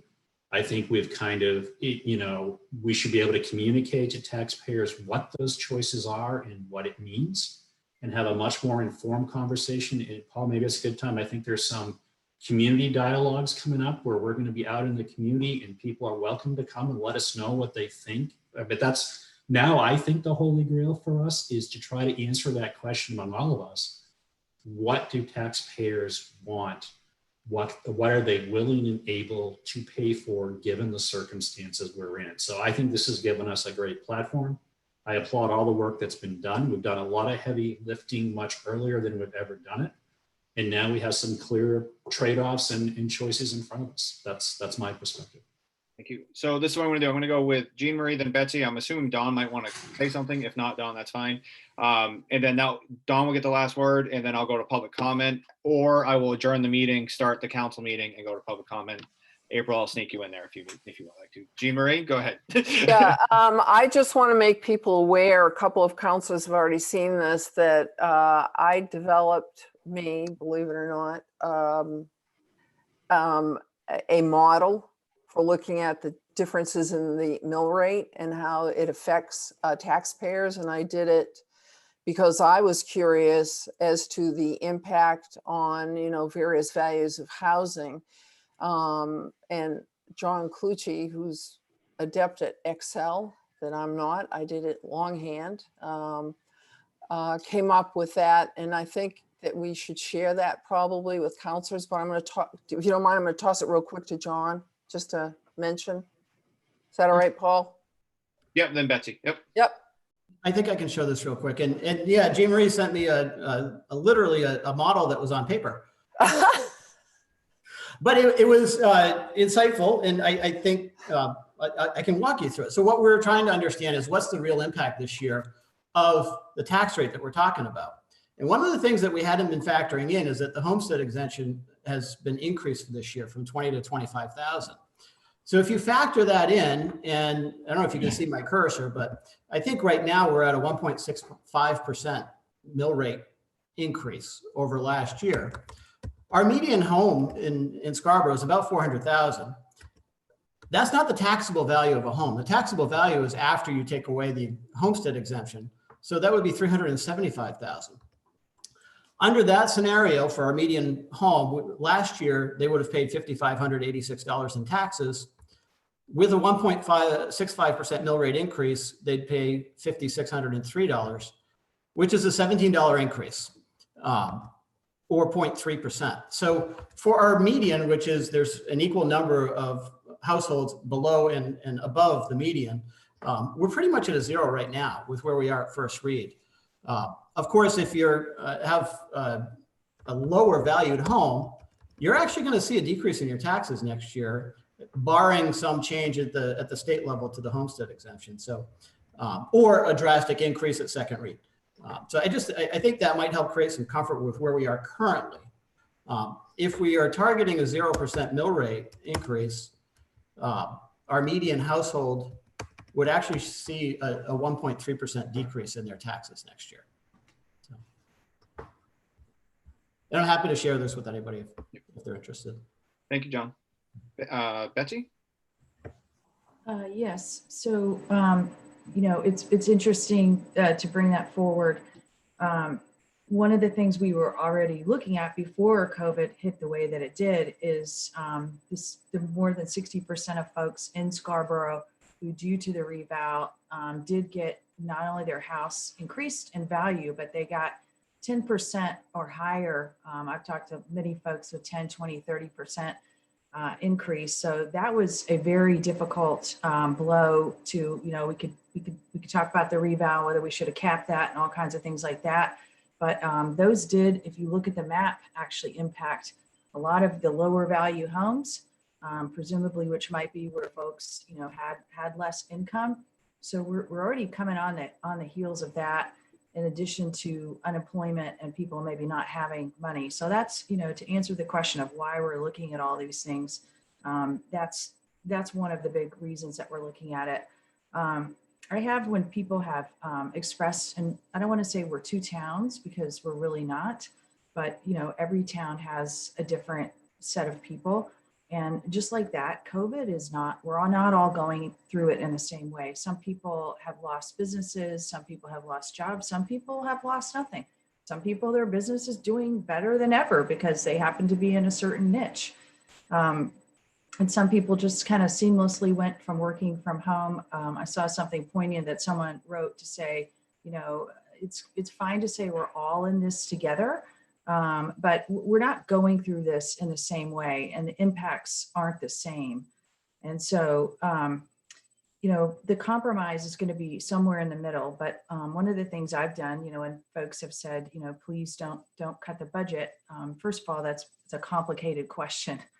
As hopefully maybe people are starting to really see the detail and how complicated all this is. But, you know, I've said, so what is the tax increase, you know, that you would find acceptable? And, you know, it's varied from people saying nothing, I can't afford a tax increase this year, especially on top of the revow, you know, all the way up to some folks saying, you know, I could afford a 6% tax increase. So, you know, one of the things I think we're not taking advantage of right now is all of the really bright, smart, energetic people that we have working in town. You know, we talk about how using boosters and things like that is difficult, and I definitely can understand that. But what are we not doing in these extraordinary circumstances? Are we, you know, a donation to a town is tax deductible.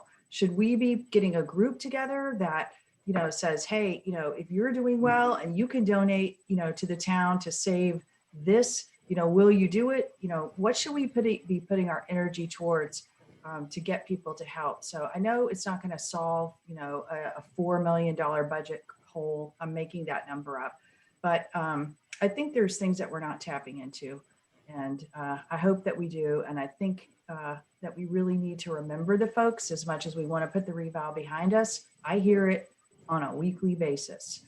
from people I talk to. It comes up in almost every conversation I have with people if they happen to be a home who struggles to pay their property taxes. And then on top of that, their tax bill went up by, 10, 20, 30, 40%. Don, I'm going to give you the last word because we have to get to the regular meeting. So Don, have the last word. If you're waiting in the audience and want to make public comment, please just let me start the regular meeting and then you can make your public comment about this workshop or anything you'd like to. So. Okay, I'll be very brief. Just wanted to say, this work on the budget started last summer with Joint Finance Committee work, and that work has carried us to a good point. May not feel like it. We're in much different circumstances, but we're in a much better point in a very tough year, a year unlike any we've ever seen. It doesn't feel like that because we're digging into some tough questions. So the worst thing that can happen is for the parties to stop talking. And I want to make sure that we do whatever we can to keep talking and keep working the process. And, even though we're considering the unthinkable, the exercise was intended for us to try to do some worst case scenario planning. So in that spirit, I hope that we'll be able to continue. Thank you. Okay, we're going to take a 3-minute break to let everybody kind of shuffle out of the room. Please leave quietly. That's a joke because we're virtual. And we'll start the town council meeting in about 3 minutes. And if you were making public comment, please hang tight. I promise. We just need to get through some quick things. Paul, I think Sarah and April wanted to speak. Are you going to let them stick around? I was just, if they want to do it in public comment, yes. I wanted to end this meeting on time and start town council. So it wasn't an intentional slight. I was just trying. I did make a judgment call. I will freely admit that. But yes, April and Sarah, if you guys want to be the first ones to public comment and then leave the meeting, that's cool. If you want to do that. I think April might be speaking on behalf of the board. Yep, that's So fine. just we can just leave it to one comment. Yep. Should we just stay on this link or is it a separate one? Oh, this is the same one. That's why why I was just trying to get rid of, this is the town council. Gotcha. That was my question too. I'll disappear after these guys are gone. Yep, that's cool.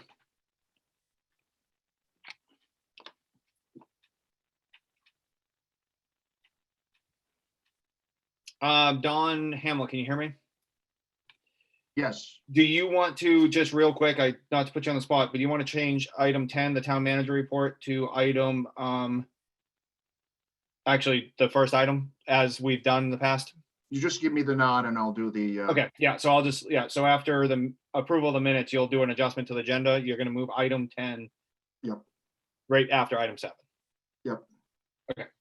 Do you want that at the beginning of the meeting from this point forward or just? Tony, I temporary? tried to, but then Tom invoked the council rules on me. That's in our charter that says it can't be that way.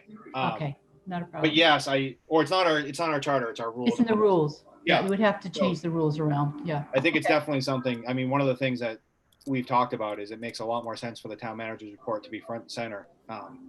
Because I'm sure we have a dwindling audience as the night goes on. So, Okay. Chance to dazzle everyone with our parliamentary skills. yeah, right. And when I say dwindling audience, I really mean most of the counselors as well.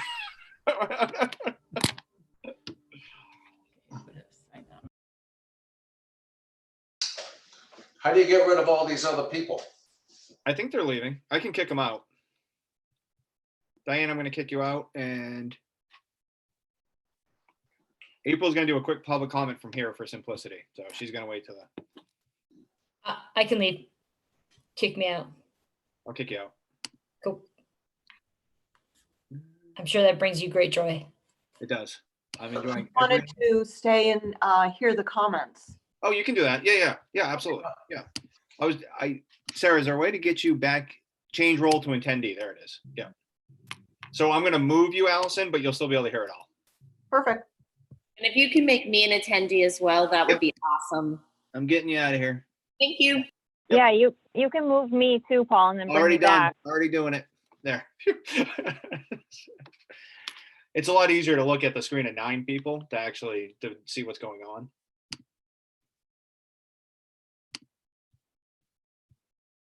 So April's going to have, if you're listening, April's going to have first public comment. Crystal, you'll have the second public comments, just so you know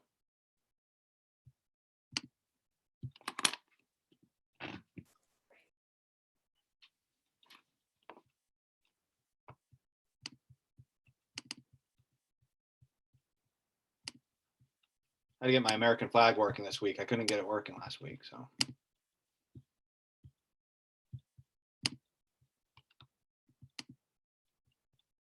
Okay, it's 7 o'clock, so I am going to call this meeting to order. This is the Wednesday, May 20th, 2020 virtual town council meeting for the town of Scarborough. Item number 2 is our Pledge of Allegiance.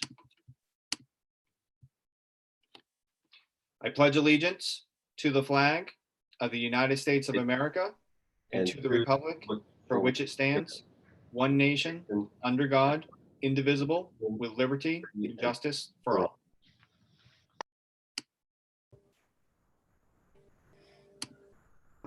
Item number 3 is roll call. Tony? Counselor Cucci? Here. Counselor Hayes? Here. Counselor Glystein? Here. Counselor Katarina? Here. Counselor Johnson? Here. Counselor Hamel? Here. Chairman Johnson? Here. Thank you very much. Thank you. Item number 4 is general public comments. You can speak to anything that's not on the agenda, anything that is on the agenda, anything that you wish. April Seither, you'll be the first person, and behind April, I'm going to have Crystal.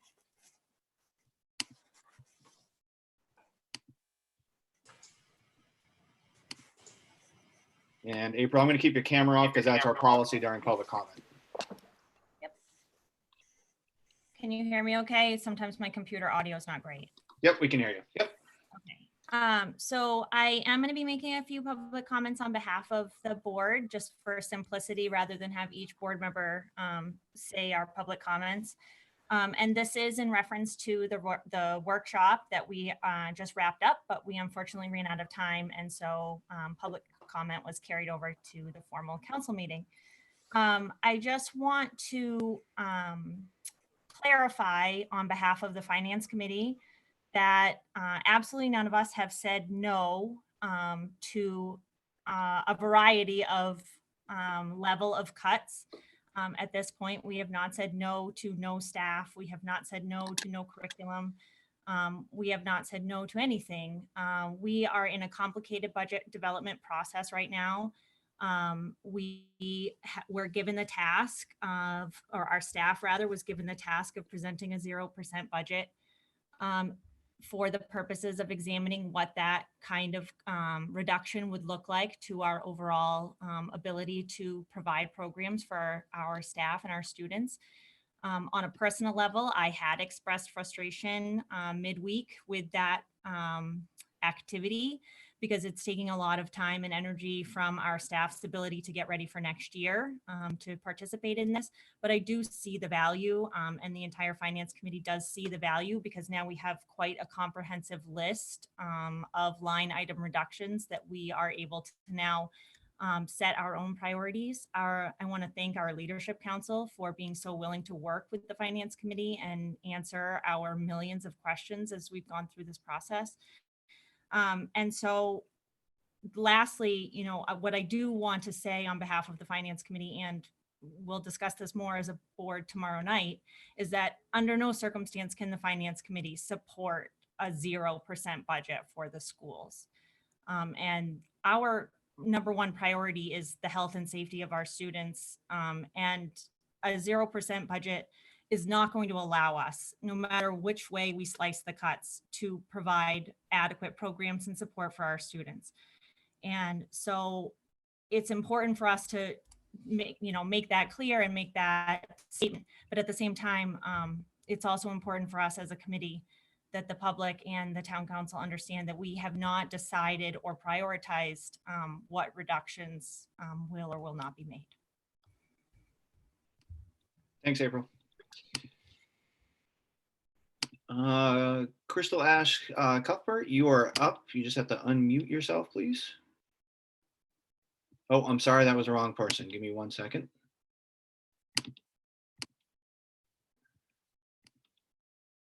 Okay, Crystal, sorry about that.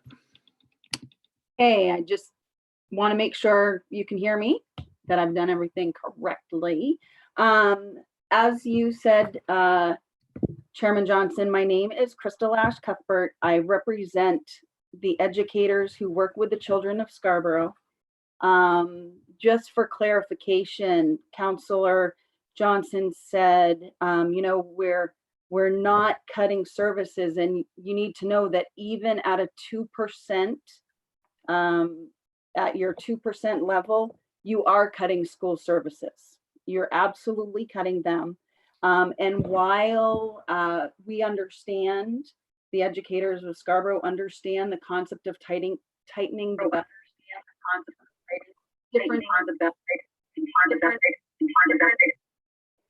there's a difference between tightening the belt and strangling. And I think that we're getting to the point, if we're asking for a 0%, if the council is asking for a 0%, you're strangling the school side. And it would be devastating to our students. The numbers would be astronomically high. We would, per class, the services that our most needy students require would not be available to them. And so it's absolutely a 0% is detrimental to the kids of Scarborough. It is an unprecedented time, and I think everyone across the nation recognizes that. What is not unprecedented is that there are certain members of our community that don't want any tax increase. It doesn't matter COVID, it doesn't matter when the money's flowing. There are members of our community that just say no to all tax. And I'm a taxpayer too. In my hometown, I'm a taxpayer too. And I don't think the threshold is do what the taxpayers want. I think the threshold should be what is best for our town. And as an educator in Scarborough for a quarter of a century, what is best for our town is that we provide quality education to our students. And cutting the budget by millions of dollars will not do that. And so I really encourage you to not continue to ask for a 0%, that we look at what is reasonable without hurting the children of Scarborough. Thank you. Thanks, Crystal. I'm going to pause for a minute, see if anybody else would like to raise their hand. Mr. Porter, you are going to go up now. Just need to unmute yourself. Thank you, Chairman. Can everybody hear me? You can, yep. All right, thank you very much. I appreciate the opportunity to speak tonight. So I'm speaking obviously about the same topic, which is the school district budget and the proposed reductions, excuse me, to the Board of Education. And unfortunately, this process, and I know it happens in a lot of communities in the state, but it's happened in Scarborough, you know, many, many years that our kids have been in the schools. Seems like this process happens more frequently than I think any of us would like. The decision, whether I know the decision has been made, but to mandate reductions to the Board of Education this year really places that board in a position of making cuts to a lot of things that people might consider to be, you know, on the side, such as activities and sports, as well as looking at classrooms, depending on the extent of those reductions. There's not much left to cut from the school's budget. I've looked at the budget for the school district, and honestly, there's not a lot in there that can be cut at this point. I feel like the school district will be carrying the burden of the annual budget of the combined town and schools, and I think it would not be the wisest decision at this point. After, it will be 3 months in June of remote learning that has been taking place with students. Our kids are disconnected for many reasons at this point, obviously, as many adults are. In the activities that they look forward to, the clubs they look forward to, being with their classmates next year is something that they're looking forward to. It provides a sense of accomplishment. It provides a sense of motivation and connection. And our son, for example, is going to be a freshman, and he's looking forward, if he's not on a varsity sport, which this, you know, freshmen obviously have a hard time doing that, he would be on a first team, and that's obviously one of the cuts. There's a long list of activities and sport cuts that are being proposed in order to meet the council's proposed reductions to the entire budget. So these are kids that have already missed a lot this year And then we're asking them now to lose a lot next year. Our daughter went through the middle school and she's going to be a senior next year when 7th grade sports were cut, for example. And she also went through the middle school when the language program was cut back. So she missed a year of language, then it came back. She missed a year of sports, came back. There's a lot of ping-ponging in the budget that happens with kids, and it's very disruptive, and we've seen this for many years. The constant cutting and restoring of activities, of programs at the schools for kids over the last few months with the COVID crisis, and then over the last few years is simply an extension of the crisis for a lot of our kids. I realize you guys have a lot of pressure. This, the budget is always an issue annually in this town. I think one of the best things that Scarborough did 3 or 4 years ago is combine the budget process so that the schools in the town are working together more. And I've seen that, and I think there's, kind of less issues back and forth between the boards and more cohesiveness with the budget, which I think is a great process. But at the end of the day, I think the schools, because they are the larger share of the budget, tend to take the best, not the best, but the bigger hit at the end of the day. I think the schools deserve a break from the annual decimation of its services to the 3,000 students. This is a growing school district, not a diminishing school district. There were a couple of years where I think student enrollment went down, but it's going back up again. So making budgetary decisions that the board has to make based on the amount of money that they have, with the enrollment climbing at this point, is not a good place for the school system to be. Please just know that your decisions directly impact our kids. These are kids that are truly had a very difficult year along with the rest of us. And next year, in trying to get them to some sort of normalcy, continued reductions in the school district budget would be very, very difficult to see. And again, I appreciate your service and your time. I know these are difficult decisions that the council has to make, and you have to weigh a lot of different perspectives in making your decisions.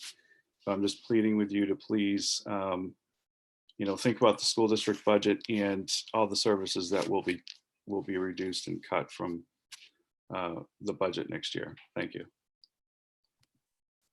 Thank you, sir. Any others in the audience like to speak? Just raise your hand. Miss Blaine, you are up now. You're on mute, Denise, if you want to. I got it.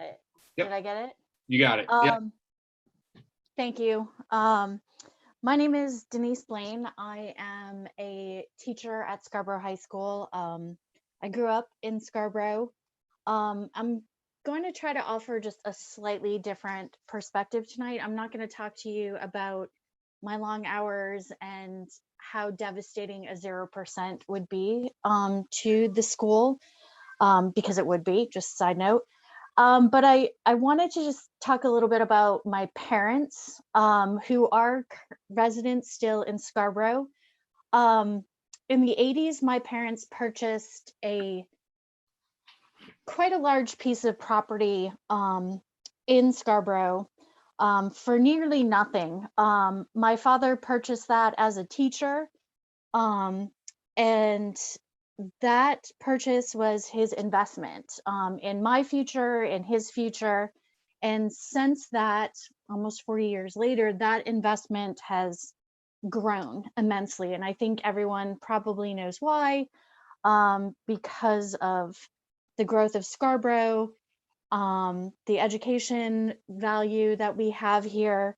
Now, as my parents move into retirement, that value is a little bit harder to maintain for them.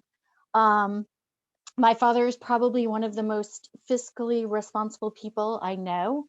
And every year when his taxes go up, it gets a little more difficult for him to swallow that. Having said that, every year he passes a budget. He sees the value in supporting the schools and keeping his property value at a level that his investment, he wants his investment to be. Why am I telling you this? Because my father, my mother are not going to get on Facebook and tell you 0% or do this percentage. They will vote for a reasonable ask budget. They want to protect their investment.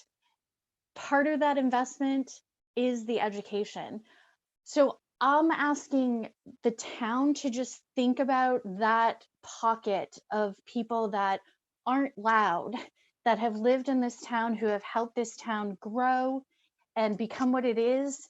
And think about those people who are willing to pay to keep their investment the way it is. Give them the opportunity, present them with something reasonable that also protects everyone's interests. And then my final thing is, as a teacher, 0% would devastate our schools. I get what you have to do. I get the time, what's happening in the time, but it would devastate our schools, and we won't come back from it anytime soon. So I would just hope that the council would think about all the factors, the students, the people who don't shout from the rooftops, who are willing to still contribute and will support something reasonable, like my parents. So thank you for your time. Thank you, Ms. Blaine.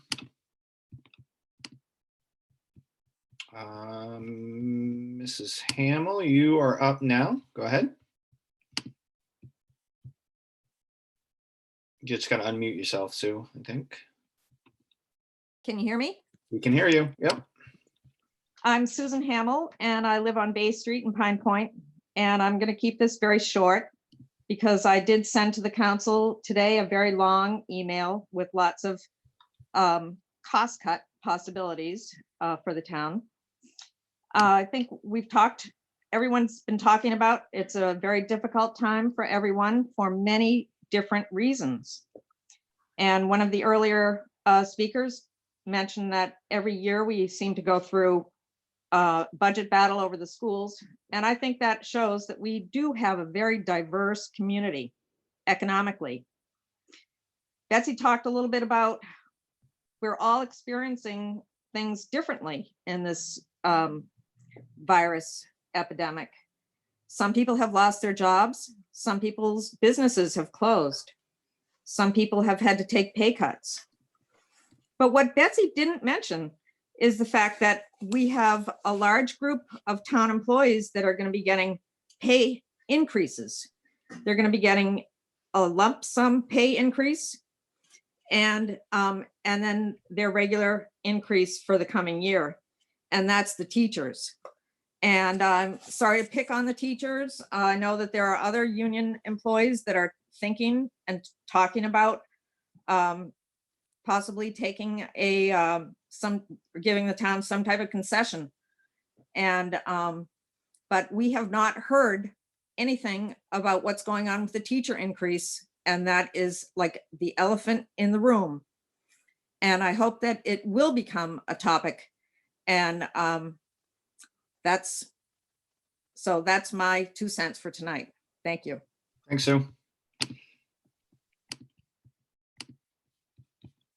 going to pause just for a couple moments to see if anybody else is going to raise their hand.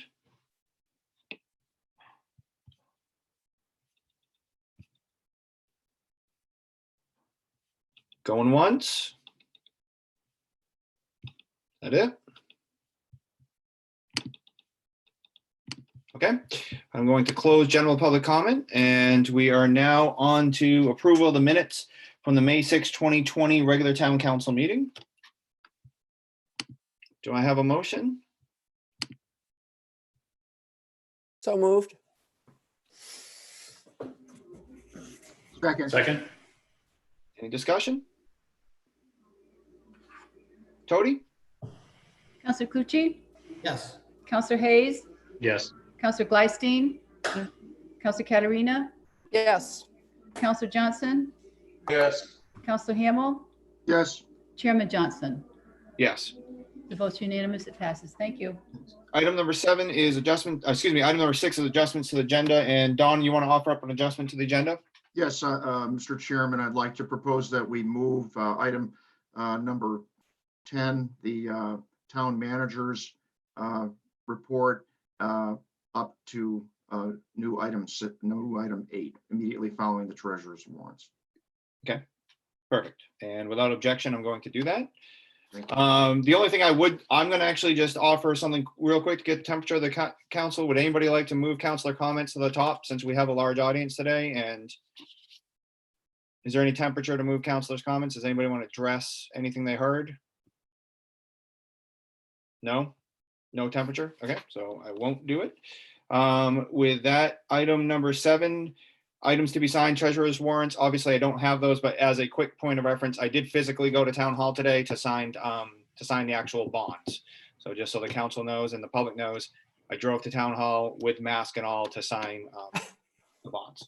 Item number 10 is the town manager's report. So Tom? Thank you, Mr. Chairman. I want to focus on our reopening of Town Hall and other public buildings. We are scheduled to reopen to the public on May 27th. So that's a week from today, as I recall, yes.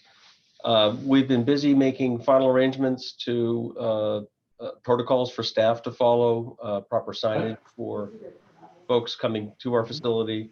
We're making some physical changes in our facility to help encourage and promote and allow physical distancing, and also installing protective barriers for the safety of staff and the public alike at the 4 or 5 public facing counters we have here at Town Hall.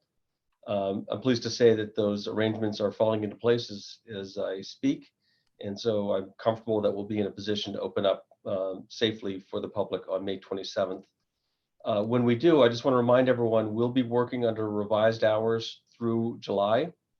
And that's due to the fact that we have reduced staff time. So we'll be running for the public purposes Monday, Wednesday, Friday.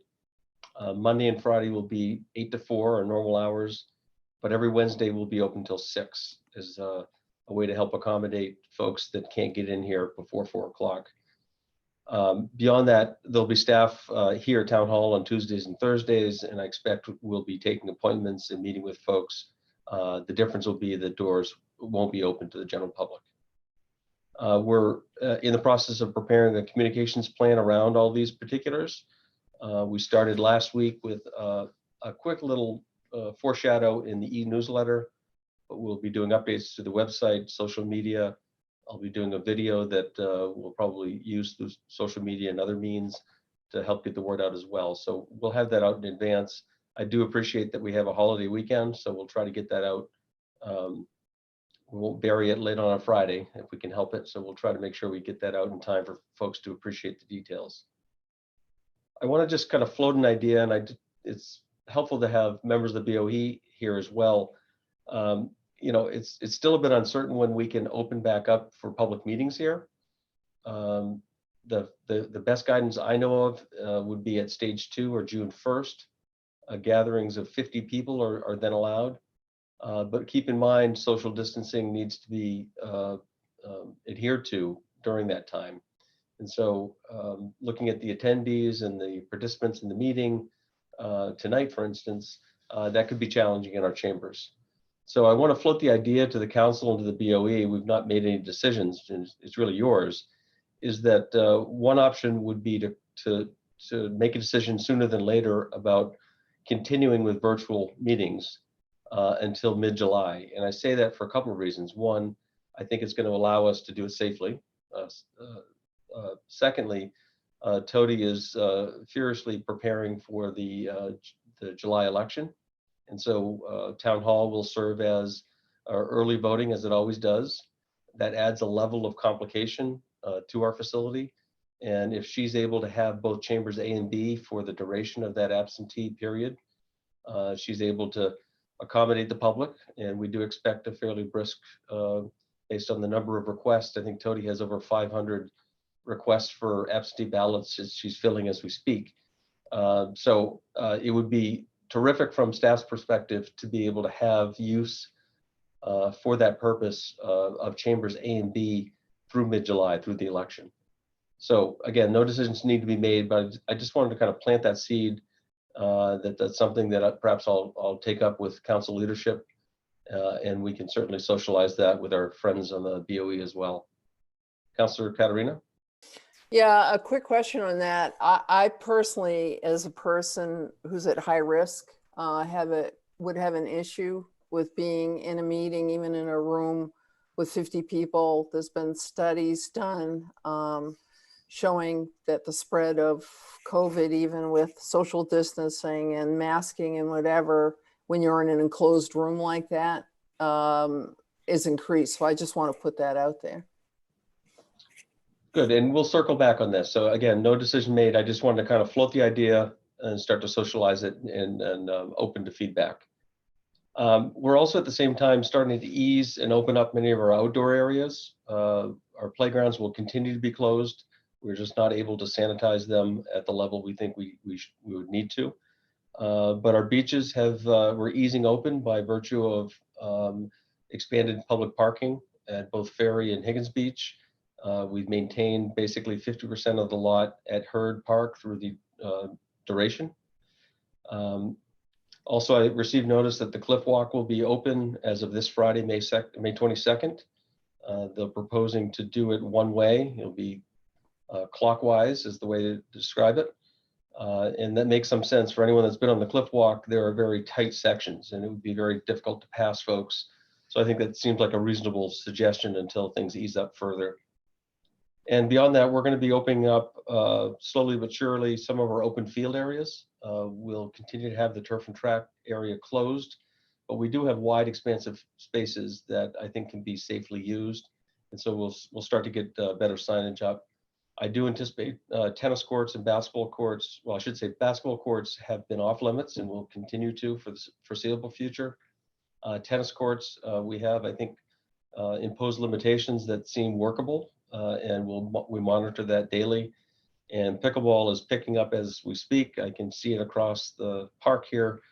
And at this point, we're going to continue to ask there be singles matches only, so no doubles. Those courts are much smaller than a regular tennis court.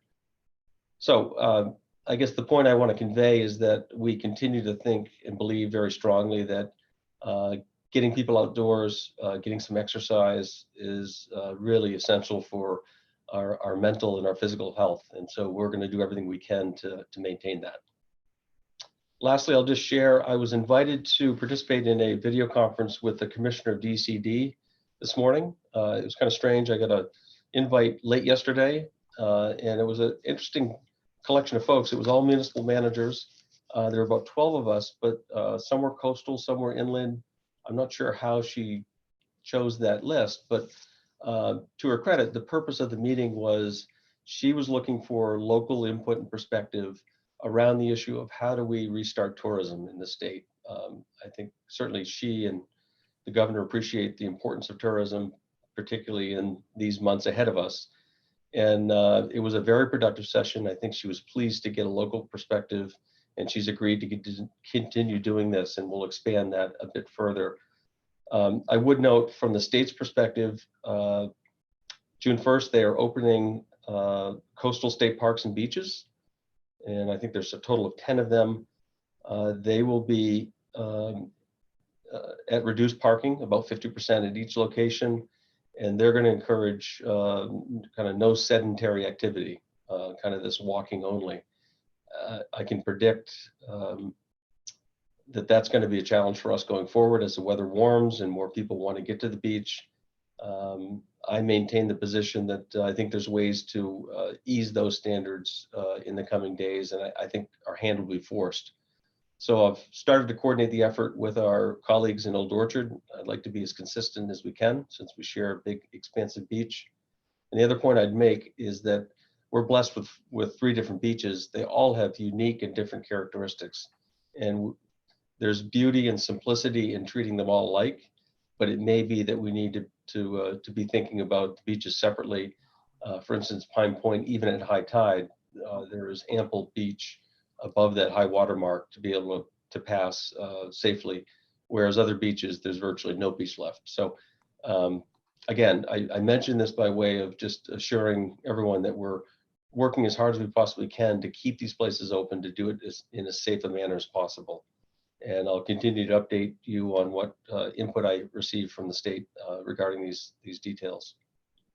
Thank you. Thanks, Tom. Are there any questions? Sorry, by the way, I had my audio on while my wife came in, so I apologize. Did any questions for the town manager? No? Okay. With that, I'm going to move on to old business. The first one is order number 20027, second reading on the proposed amendments to the town of Scarborough zoning map.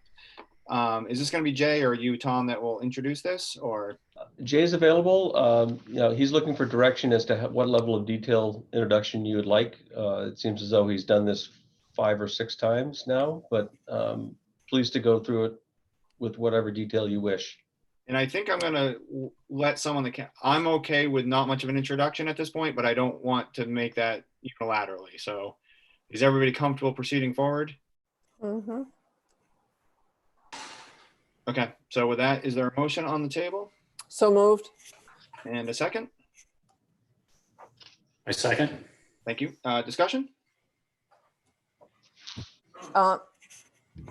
Councilor Katarina? Yeah, having been on long range planning since the beginning of this particular process, I think that it's been fully vetted. I do know that, as is usual, you do have some people who are abutters to properties who don't like change. Change is hard. I mean, it is hard. But I definitely feel that this is the right move for the town. And it's not only because it is part of the sale of the public safety building, but it is also to bring our zoning maps into better compliance. I don't know if that's the right word, but so that the lines, the boundaries and whatever makes sense, because they were a little out of whack up there on Route 1. So obviously I fully support these changes. Thank you. Anybody else? Peter? Yeah, Peter, sorry. Yeah, I'd like to make a motion to amend. Motion. Yep. This is the zoning map change, Peter. It's not the height requirements. Oh, I thought it was part of. No, I believe this is the public safety rezoning, but let me double check. Yes, it is. The height is the next matter. Okay, I apologize. Yep. Councilor Johnson and then Councilor Gleisteen. Yeah, is Jay available for a question, or maybe Tom can answer it? Why don't you direct it to me, and Jay's here if I need cleanup. Yeah, I mean, in the public hearing that we've heard, the concern is about traffic, and that's a legitimate concern. A lot of folks have that in the town in general. Just a little confused though on it, because I walk through the new public safety building every day, and I count 40 to 45 cars there now that they've moved in full time. I discounted about 10 or 12 for leftover vendors doing maybe, punch card cleanup. Mm-hmm. So I made a natural assumption that at the old public safety building, there should have been 35 to 45 cars there on a daily basis, which seems to ring true to me. So if the units that are going in there are 24 units, I'm trying to reconcile why there's a perception of increased traffic, where I'm actually looking at it as decreased traffic, with one caveat. If there's, I think there might be a soft plan for a restaurant up front, if that goes through. Mm-hmm. So then of course you'd have more transient traffic coming into the restaurant. And I was wondering if through planning, if we could possibly entertain leaving Route 1 curb stop open to accommodate that traffic going into the restaurants, so there wouldn't be a concern about going down the neighborhood. The reason why I say that, I know we did the Route 1 corridor study, and but Route 1 is riddled with restaurants. They'll have curb stops on a Route 1. So if not closing those up can can maybe mitigate some of the traffic. I was really just asking, would it at least be entertained? That we would take under consideration the concerns, try to be a little creative to mitigate the traffic.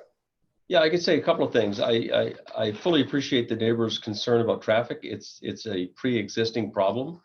Whether the town's public safety use next door contribute that, undoubtedly it did. But it's been decades in the making, and there's I think the larger problem is probably the commuting traffic that's cutting through their neighborhood, starting somewhere else and going somewhere else. So their concern is entirely legitimate, and I think it exists today. I personally have confidence that the planning board process, takes a very close look at traffic impacts. And though it is our standard policy to minimize and reduce the number of curb cuts, particularly under Route 1, particularly in Oak Hill, the one thing I can say for sure is that curb cut is incredibly expansive. It is probably 120 feet wide. And so at the very least, it could be minimized and channel traffic in and out. But all of that would be subject to a detailed review before the planning board. So to answer your question, sir, I think all options are available. Really knowing what the intended use is and how best to service that use will dictate the best solution. Thank you. Councilor Gleisteen, you had your hand up, I think.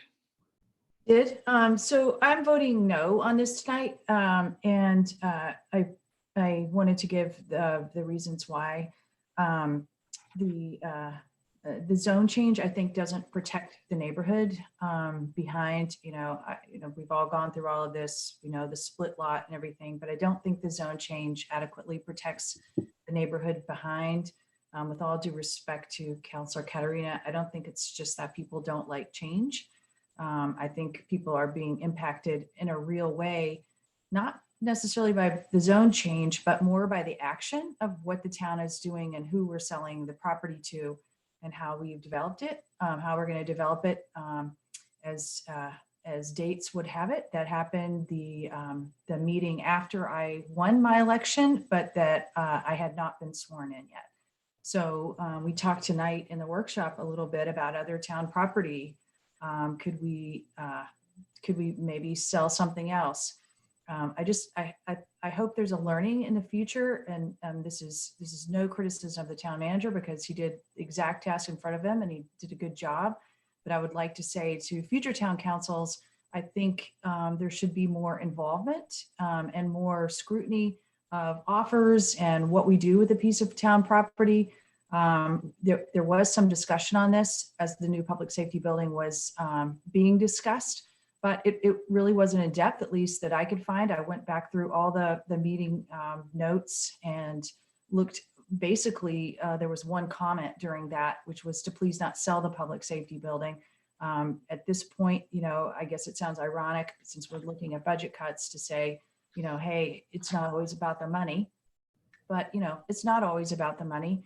And I would just think that it would be good for future councils to really play a large role and to let the public play a role in what we do with a piece of property when we sell it. I personally don't think this is a good use for that particular piece of property.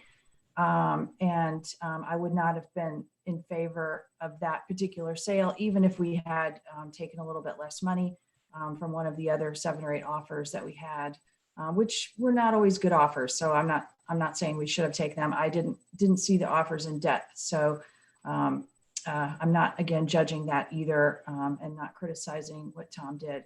But one of the things we do have is a policy, and it's a pretty good policy when we're going to dispose of a piece of property, that we have a public hearing and we get input from people. And I think that would have served us well in this process. I'm not saying that we didn't follow the process at all, because there was discussion about the public safety building, about what we would do with this. But I think we would have gotten good input, and especially that I can discern from the history. The reason that policy came about was because there was a lot of controversy about something that got sold more on my end of town. So I think the public process always serves us well. I think public input always serves us well. I think counselors not just turning over a process completely serves us well. I respect that I know that the majority are going to vote for this tonight. I respect the work that was done by the other committees, and I certainly respect the viewpoints of the people who support this. And I hope you respect my viewpoint that I don't, and I appreciate the time to explain this. Thank you, Betsy. Councilor Clucci? Yeah, I support this tonight, and I try to separate from what we're doing with zoning with the sale of the public safety building, because I think they're two distinct issues. And from my perspective, this parcel belongs with the new zone. It makes more sense there than as a residential. I think probably one of the primary reasons it had not, it's more than one parcel, so I kind of misspoke there, but it hadn't been rezoned prior was because it was the public safety building. So I think if it had not been the public safety building, it would have been a commercial zone. It sits on Route 1. Possibly a caveat is that there was a lot that was purchased later on that does not or did not have frontage on Route 1, but the whole thing does now. So I just think it makes a lot of sense. And it's only fair relative to the other properties that abut Route 1 that they have similar zoning. So that's why I support this tonight. Any others? Mr. Hayes? Yeah, I guess, I'm really torn on this one. I've listened and I share a lot of the same concerns Betsy expressed. I know it was, we were interested in selling the property, but I'm going to vote no, only from, in my whole time at the council, what I'm getting increasingly frustrated by is that we continue to make these contract zone exemptions and changes to meet needs of the developers that have an interest in doing things. We've talked a lot about it. I know it's on our agenda that we need to look at the growth ordinances and figure out, if we're making exceptions all the time, then we don't have ordinances that are working for us. So I am saying no more to really encourage us. We need to spend the time to look at growth. It has been a topic of conversation for 2 or 3 years. What are we doing with growth permits? What are we doing with growth in the town? How are we measuring its impact? So I am more concerned about the process. I'm also concerned about, and we had the conversation with Piper Shores. We have gotten a lot of public comment back from the abutters that we don't seem to factor into the process. And so for now, it's more of, I understand it was contingent upon the sale. It wasn't quite, some of these things weren't clearly understood by me, and shame on me for not understanding them. But for me, I'm not going to support it this evening either. Thank you. Counselor, anybody before Counselor Caterina? Counselor Hamel and then Caterina? Yeah, I'll be brief. I think most of the issues have been articulated pretty well on both sides of this matter. It's a tough spot, and in that part of town, it's very busy. Even with the zoning changes, there are going to be residences and businesses, and it's going to continue to be busy and under a lot of pressure. So I did follow this process from the beginning. I was in the initial meeting, the long range planning committee meeting, and followed it through. I do believe there are opportunities for us to improve the transparency and to help the public track along the way. And we have to really be looking out for them. If they're not able to attend or track as closely as we may have the opportunity to do. And I also support some of the comments that were made by others, by Ken Johnson and others, in terms of, and Tom reinforced these, to whatever extent possible, I'm supportive of the remediation measures, that may be taken to try to the impact, in this area. But I will be voting in favor of this. Thank you, sir. Counselor Caterina? Yeah, I just wanted to backtrack because I don't want people in the audience to be under the impression that we didn't follow a procedure that we were supposed to follow for selling properties with the town. And I would like to ask the manager to, if he wouldn't mind, to reiterate briefly, I know I'm putting him on the spot, the process that was followed, because I really don't want the public to think there was an issue with it when there wasn't. I don't think anybody suggested there was. Well, I just want that laid out, if you don't mind, with all due respect. Mr. Hall, I don't think we need to. I don't see a ton of value in it. I don't think it was suggested any otherwise. So Well, I disagree, but that's all right. Fair enough. That's fine. Duly noted.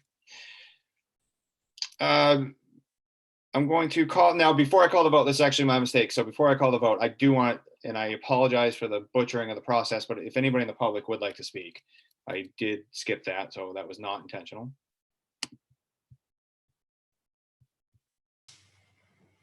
Okay, Tony, would you like to call the vote, please? Counselor Clucci? Yes. Counselor Hayes? No. Counselor Glycine? No. Counselor Katarina? Yes. Counselor Johnson? Yes. Counselor Hamel? Yes. And Chairman Johnson? Yes. Thank you, Tony. Motion passes. Thank you. Order number 20028 is the second reading on the proposed amendments to chapter 405, the Town of Scarborough zoning ordinance. And likewise, we have heard this, I think, quite a few times at this point. So I'll open it to public comment first, so I apologize. So this is multifaceted, but the gist of it is some space requirements, the motel, hotel, and the heat TVC. And there's a third one, Tom, I believe, right? It's really clarifying the height. Right now, the ordinance talks about both story and foot, and that adds some confusion. Yeah, that's right. So is there any public comment? I apologize. Okay, do I have a motion? So moved. A second? Okay, discussion. Counselor Katarina, then Counselor Hayes. Again, as a member of Long Range Planning, this was thoroughly vetted by the Long Range Planning Committee. I feel it makes perfect sense. I know I had questions about it at first, but I was fully satisfied that this makes sense. So I just wanted to put that in there. Counselor Hayes, I believe you have an amendment. Do you want me to pull it up, or do you just have it pretty simply written out, or? I'm sorry, Paul, who addressed that to? Oh, I'm sorry. I called on you and I knew you had an amendment from the last, Yes. the last question. Yes, You want me to yes, pull sorry, that up I and just- you can read it, or I'll pull up what we're looking at, and then you can offer up your amendment. So. Yeah, actually two amendments. And the first amendment would be for the sections 2, 3, 4, 5, 6, and 7, where we talk about, we've scratched a lot of the language and just inserted 35 feet. The motion would be to say 35, not to exceed 3 stories. I just wanted to be clear. It becomes much clearer in the second amendment. But again, and so that's my motion. Okay, perfect. And thank you for only doing one amendment at a time. Yes. Do I have a second on the amendment to offer up discussion on it? Second. Thank you. Now there's discussion on the amendment at the table, which would be to add the language not to exceed 3 stories. And I will pull it up feet, for, not- yep, I will pull it up for all of us just for one more second. We would take this building height where it says 35 feet. It would say, in addition, it would say not to exceed 3 stories. Peter, am I saying that accurately? Yes. Okay. And Jean Marie, you have your hand up, so go ahead. Yeah, I'm just curious what the genesis is of this amendment, what this does. Councilor Hayes and then Glystein. Yeah, I mean, I think it's actually more germane to the second amendment I'm going to offer, but in the excerpt for the Long Range Planning Committee, and this goes back to my comments that I made on the previous item, Corey is quoted as saying, Corey noted that this is open to considering the relaxed height restrictions to help promote development within the town's growth areas. That suggests to me that part of this is intended to increase or could increase the density that's required from right now. And when it goes back to me, again, we need to review all of our growth ordinances for what we want developed in what areas. And so this is just making it clear it would be conceivable with 35 feet that maybe could be 4 stories, which increases the density. So I think if we want to increase densities in some of these zones, it should be a clear-cut conversation. So I don't see how 35 feet not to exceed 3 stories creates confusion. And I think it just adds further clarity to what we're talking about here. Councilor Glystein, and then Tom, you can go after Councilor Glystein. Yeah, and in that same meeting, I think Tom's probably going to mention that, you know, Jay has explained that there are other limits around parking, you know, that still might or might not, depending on how much parking is available, limit the density. But above that, Alan Paul noted that the height restrictions may need to be relaxed to promote development with the town's designated growth areas. And so, I do think this is all about growth. I wasn't aware of this, at the first reading. And then there was a subsequent meeting with the Long Range Planning Committee that did speak quite a bit about the growth ordinance that this council has determined that is going to review. At that meeting, there was a lot of discussion about how to limit the impact of the town council's discussion and decisions on the growth ordinance. And, you could read it how you want. There were comments made by Councilor Katerina, there were comments made by the town manager. And so I think, it just led me to think, well, this seems to be a lot about growth, and what we need to do, I think that Councilor Hayes has said so well, let's leave it basically the way it is right now. And then as we look at the growth ordinance, this is something that we'll definitely take into account, because we'll be looking at a lot of things.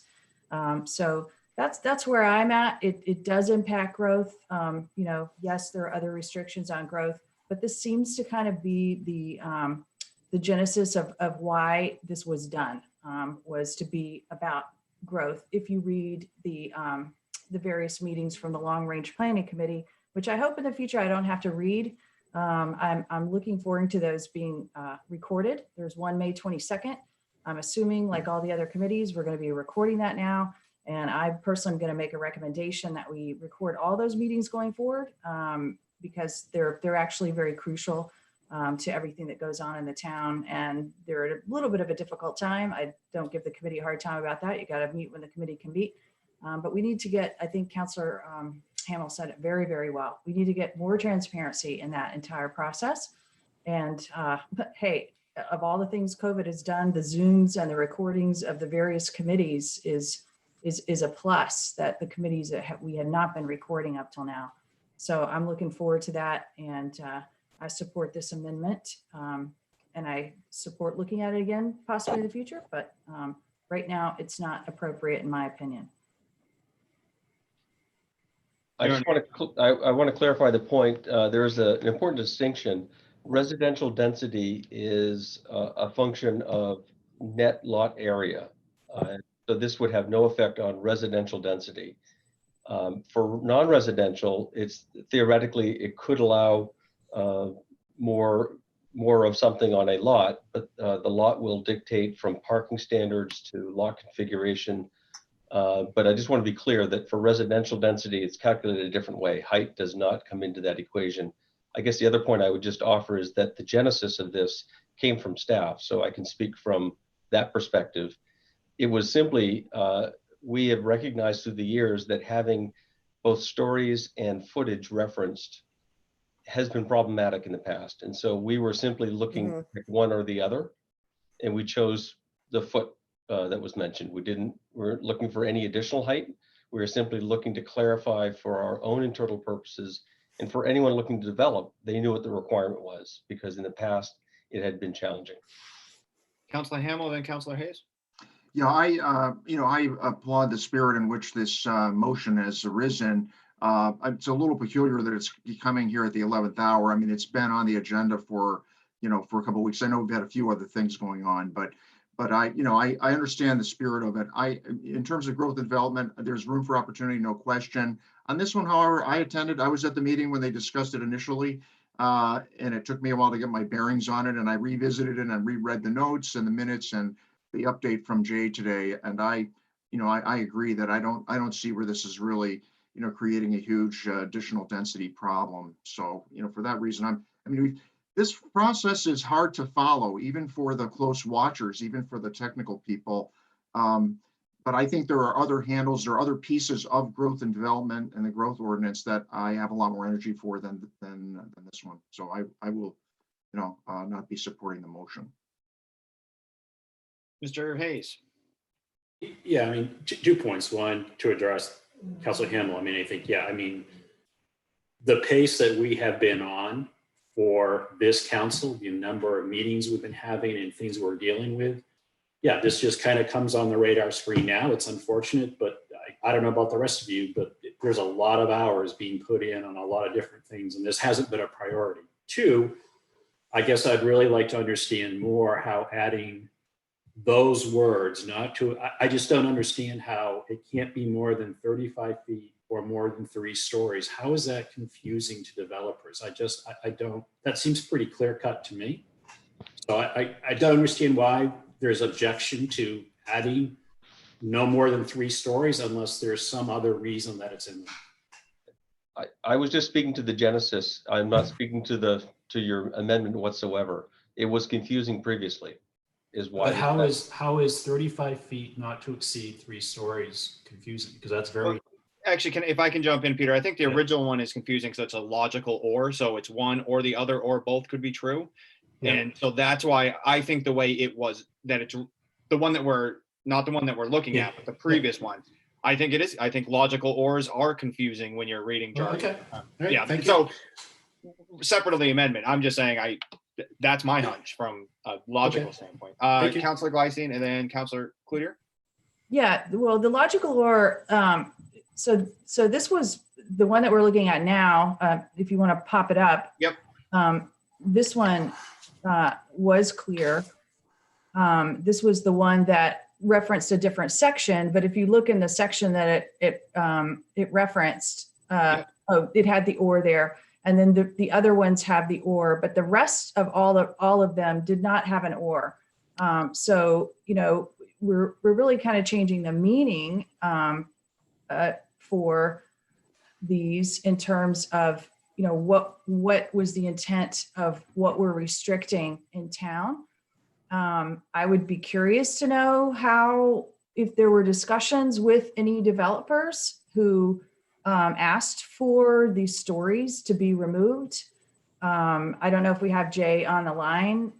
Is that something that you can answer, Tom? And also ask Jay, have any developers come and asked for the number of stories to be removed and for it to just say feet? And I would just say to Councilor Hamel, you know, I totally understand what you're saying.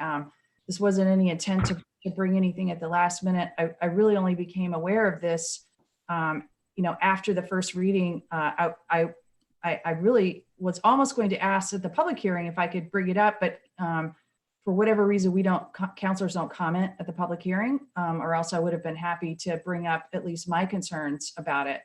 And so, you know, I would just say, you know, basically what we're requesting is just to get everything standard and clear, which was the goal. So it will now say not to exceed 3 stories.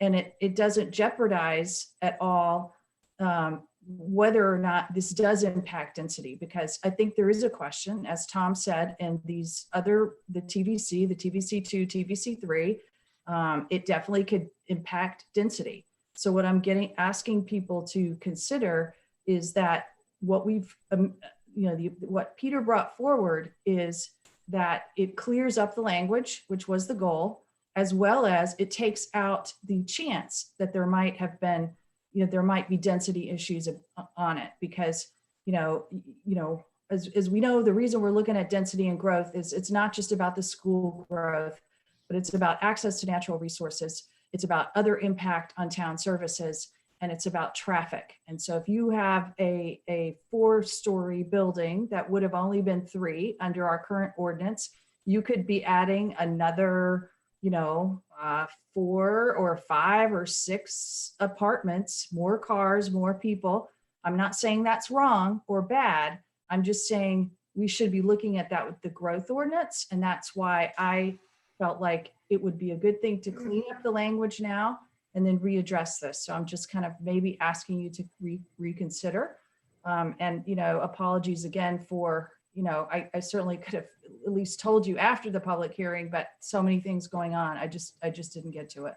So I'm going to go Councilor Clucci, then Katerina, then Mr. Hall. I thought a question was asked of me. It's my only. Oh, did you pose a question, Betsy? I don't want to. I did. I asked Tom and Jay if a developer has come and asked just for feet.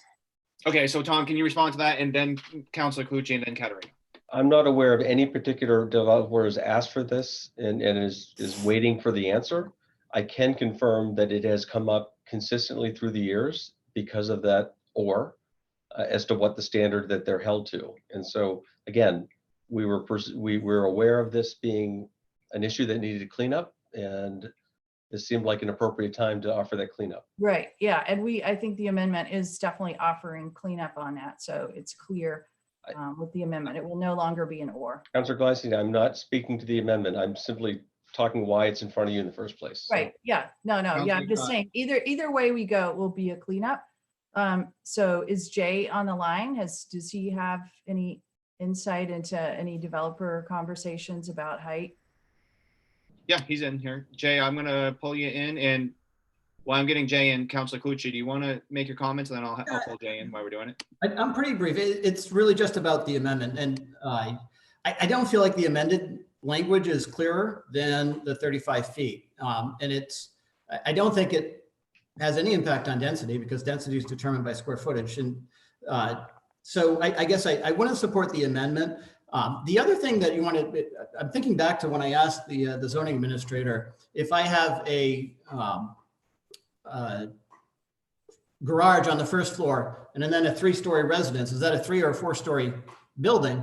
He couldn't answer that without having to go back and try to research different manuals. And I think just leaving it at 35 feet, that's clear. It gives developers something to work with.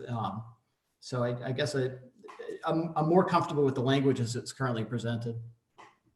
Councilor Katarina, then Jay, maybe you can jump in and answer the questions. Mr. Chair, I'd like to call the vote. Tony, point of order. How does it, do I accept that or deny that, or does she have the right to call the vote? I don't know. So you're gonna have to. She has the right to call the vote. And there's no discussion, correct? Normally, there's no discussion. Okay. So that means I have to have you call the vote. Okay. Is that correct? I'm asking. Yes. Okay. All right. Thank you. Tony, can you call the vote? Counselor Clucci? No. Counselor Hayes? Yes. Counselor Gleisteen? Yes. Counselor Katarina? No. Counselor Johnson? No. Counselor Hamel? No. Chairman Johnson? No. Motion fails. Okay. That was just on the amendment. Councilor Hayes, do you want to introduce the second amendment, or do you want to? I don't know what it is. So. Yeah, no, the second amendment just applies to, then specifically it applies to section 8, where it actually talks about, here is where it talks about same language, 45 feet. And again, the concept here is to change it 45 feet, not to exceed 3 stories. This isn't a commercial area. Certainly in a 45-foot envelope, you could certainly get 4 stories at 10 feet. So I think, as Tom suggested, maybe in residential, it's not a density issue, but certainly in the more commercial areas, it could be a density issue. And again, I just think 45 feet, not to exceed 3 stories, is very clear. I think if it's at 45 feet, you certainly could build an additional floor of units, which certainly is a density issue. So again, it goes back to the same concept. I think these are things that should be thrashed out with the growth ordinance. This could change where it has been historically. This is changing the density. Could I suggest that a motion be offered for amendment, just so you can have that discussion?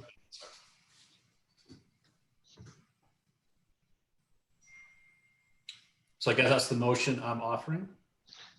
I don't know if there's a second.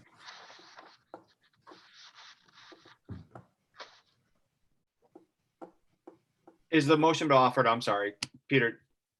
Is to change the language that's in there now, what's been crossed out, it's instead of 3 stories or 45 feet. Yep. What the original motion does, the main motion does, is just change it to 45 feet. Yep. My motion is to change that to 45 feet, not to exceed 3 stories. So it addresses. Yep. Thank you. I apologize for making you repeat that. Is there a second? Second. And discussion. I'd like to hear from Jay about my question on the developers. Just while Jay's speaking, I want to be clear, this amendment pertains to sections 8, 9, 11, and 12, correct? Yes, Okay. 10, 11, and 12. Jay, would you like to pipe in? Jay, you have the floor. Thank you. Yeah, can you hear me? We can, yep. Okay, great. I was just waiting to be invited Yeah, I in. apologize. We got Yep. a little. So I'm sorry, Ms. Gleistein, I think that the question was, if I recall it, because there's been a lot of chatter, discussion is, was there a request or discussion with developers about the striking of stories? And I think Tom actually sort of nailed it on the head. This was something that was identified by staff as we were just going through the process of looking at the TVC, really the spurred out of, as you might recall, my earlier discussions with council, on the review of the public safety building, the rezoning, as we typically do. As we look at the zoning map, we also like to look at the language. And so it's really about, is something staff identified that we thought might help clarify. And so, and I'm speaking just to the, as Tom was saying earlier, really just to the original proposal. I'm not speaking necessarily to the amendment, just to the original proposal where the 3 stories or 45 feet really left things very much up in the air. So we're just trying to clarify that. So it didn't come from a developer request, to answer your question, I hope directly.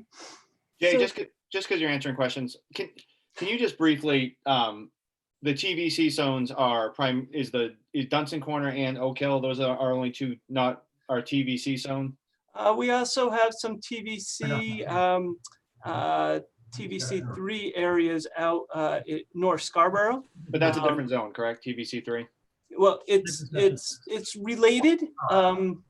They have, I would say they're all mixed use zones.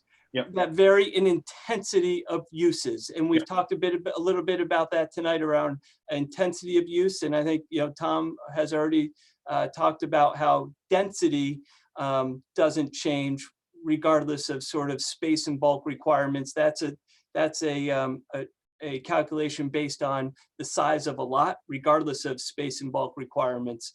But commercial development, as was already talked about, that is something that is really generally the capacity is how much parking can you have associated with the proposed building. But there isn't a density calculation like there is for residential with commercial.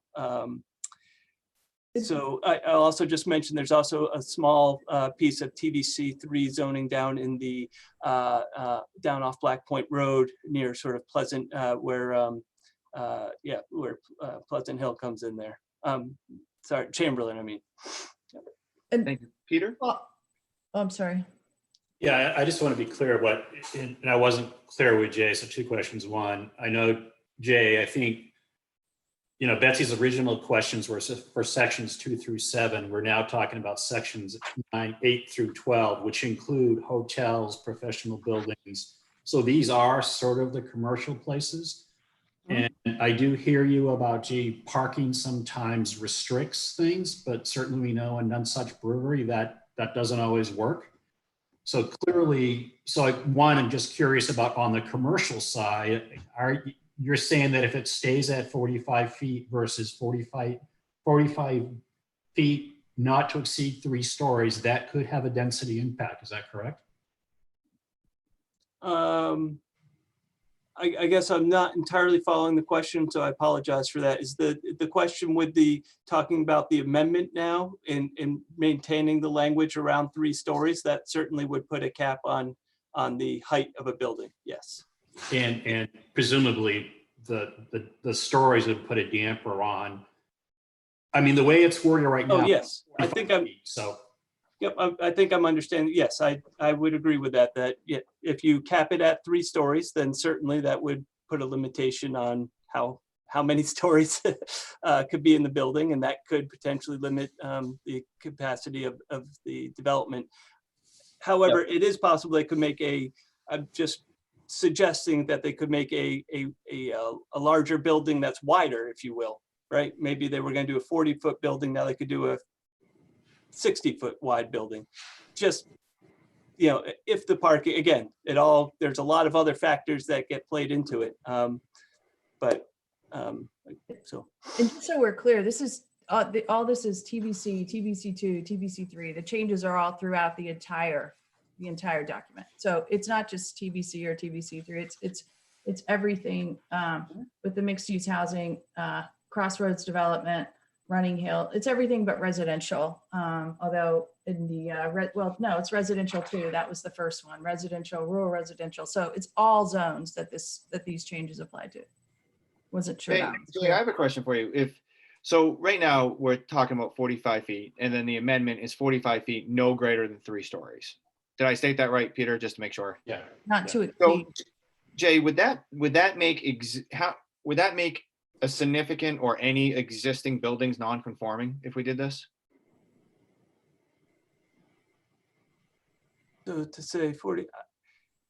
So for example, I guess not- I'm asking, is there a 4-story building in town? Yeah, so not that I can think of in terms of buildings that probably wouldn't have already been non-conforming. And again, I can't think of one offhand. So I think that the buildings that we've seen so far have really met both the 3 stories and 45 feet. We haven't seen someone come in under the scenario that we talked about sort of initially where the 3 stories or 45 feet could potentially have a 50-foot 3-story building. So we haven't seen that type of scenario yet. So I don't believe this would make any structures non-conforming, but I can't give you. And I said that more to wrap my brain around Yep. what this would do. So I'm not so much concerned about the non-conforming Yeah, aspect. It's and more me I will say, understanding. as I looked at this amendment from my perspective, I think it's generally in keeping with, as staff going through, looking at the language that said 3 stories or 45 feet. I wasn't the director when the language was written, but the way I would read the intent of that language is really sort of in keeping with 3 stories, or you wanted a 3-story building that could be 45 feet, not a 3-story building that could go up to 60 feet. So from my read of the proposed amendment, I don't see that it's a seismic policy shift in the town. Okay, just if without the amendment, so the one that just says 45 feet, that is, in theory, that's actually more restrictive than our current ordinance. In terms of how high it could go, correct? Because again, that's the confusing part. Someone could propose a 60-foot 3-story building. Correct. Okay, thank you. If you look at the language, It's that's unlikely. I will agree to that, but I guess that's just what we were, as we read the language, said, oh, here's an opportunity. We're in the book. Let's see about cleaning this up. So staff's prepared to move at the direction, council wishes. Mr. Mann? Yeah, I have the same issues with this motion that I had with the prior one with a couple of others. We have said we want to get more commercial development. I'm not in favor of trying to restrict that. I think I appreciate the intent and the spirit of this, but I don't think it accomplishes what the folks who are moving the motion forward are trying to achieve. So I'm going to ask that we call the vote. Okay, Tony. Get it off mute here. Counselor Clucci, No.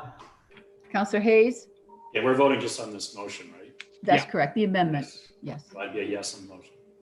Counselor Gleisteen, yes. Counselor Katerina, No. Counselor Johnson, No. Counselor Hamel, No. Chairman Johnson. No. Motion fails. Thank you. So back to the main motion. And it's on the floor. So are there discussions on the main motion?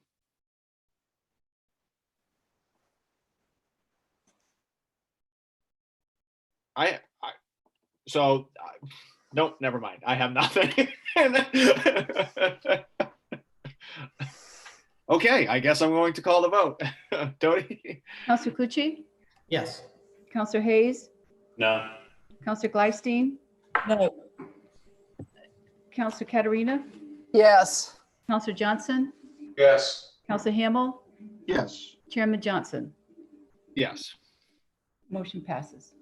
Okay, with that, we are on to order number 20032, which is the second reading on the proposed amendment, on the proposed amendment to chapter 313A, the Town of Scarborough Property Tax Assistance Ordinance, Section 5, determination of eligibility and the amount of eligibility. Jean Marie is the chair of ordinance, so would you like to offer this up or? Yes, I sure would, seeing it was my idea to begin with. That's fine. I know I have talked to a couple of the counselors here. Let me back up just for 1 second. The original intent of this was to offset, as Councillor Gleisteen said earlier this evening, the impact of our reval on our most vulnerable population, which are our seniors who are trying to exist, particularly the ones on Social Security, in a town where property values are rapidly rising.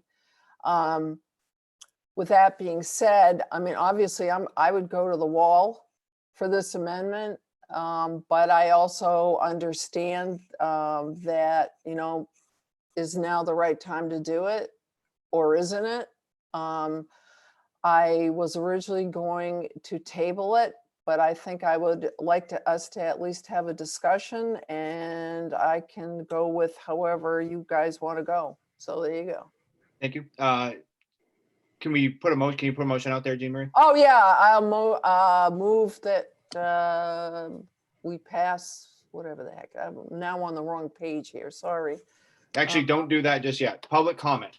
Sorry. Yeah, sorry. Are there any public comment? I apologize, everybody. Is there any public comment? Okay, motion on the floor, please. So moved. Is there a second? Second. Is there a discussion? Councilor Hamilton and Councilor Clucci. Yes, I was in support of this when it was brought to the council at first, with the caveat that I wanted to make sure that it would go through the budget process. That was then, and this is now. We're in a very different setting. I'm very sympathetic to the impact of this, particularly on more senior people in the community. That said, you were right in the middle of a budget process, and my focus right now is to try to drive to a budget that would, have not an unfavorable impact on, on anyone, and be the best thing we can do in these times. So that's where my energy is. So I will not be voting in favor of this at this time. I don't think it's going to make the cut in these times. Thank you. Councilor Clucci? Yeah, I do support this. Thinking back to the revaluation, the lower value properties were disproportionately impacted by that reval. Their property values went up, and therefore their taxes went up more so than higher value properties. And I think this is a way to help level that playing field a little bit. And maybe it doesn't go far enough, but and I understand we're in the process of creating a budget, and I think we need to decide what our priorities are. And I think this will go a long ways towards helping people that are truly in need and at risk of maybe losing their homes due to property taxes. And it's a worthwhile investment from my perspective. Thank you. Anybody else? Councilor Johnson? I initially supported this also, but since we've started this endeavor of budget cuts and looking at things, I'll tell you, I'm very disappointed in all this serious talk with schools getting raises, municipal resources getting raises, and I'm just not going to contribute to that. I've had actually a couple little mini focus groups with some senior folks discussing this and other things, and the feedback is, if their tax bill does not go up, and we can accommodate that with other than the zero base increase, they are happy with it. So I just cannot support it at this time. Thank you. Councilor Hayes? Yeah, I mean, I think on the same place of that was then, this is now. I mean, certainly we are in unprecedented times. This was originally tabled to be able to discuss the same night that we had finalized a budget. So we sort of knew all the choices and we could make really informed decisions about trade-offs and decisions in front of us.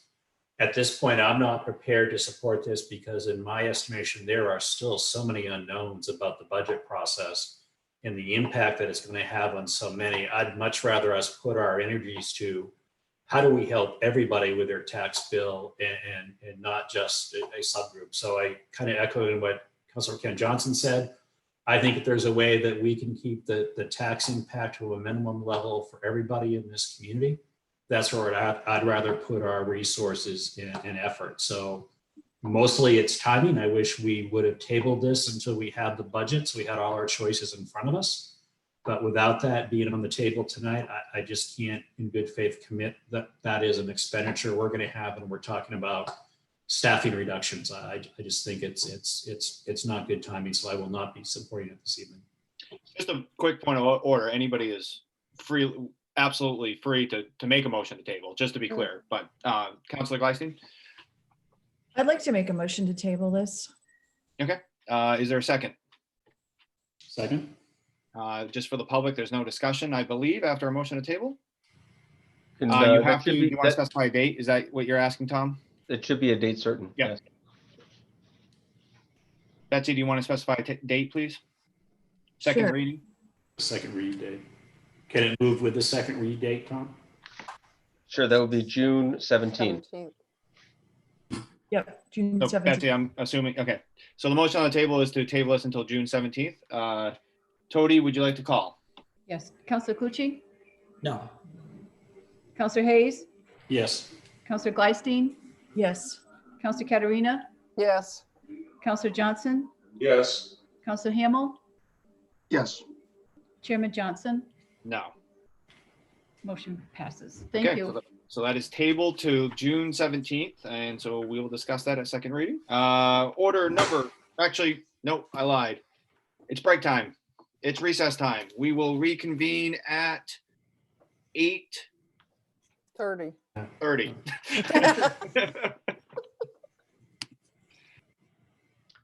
Tody? That motion passed 5-2. I had Paul, and who was the second? John. Thank you. You got it, Johnson and Clucci. Yep. Thank you.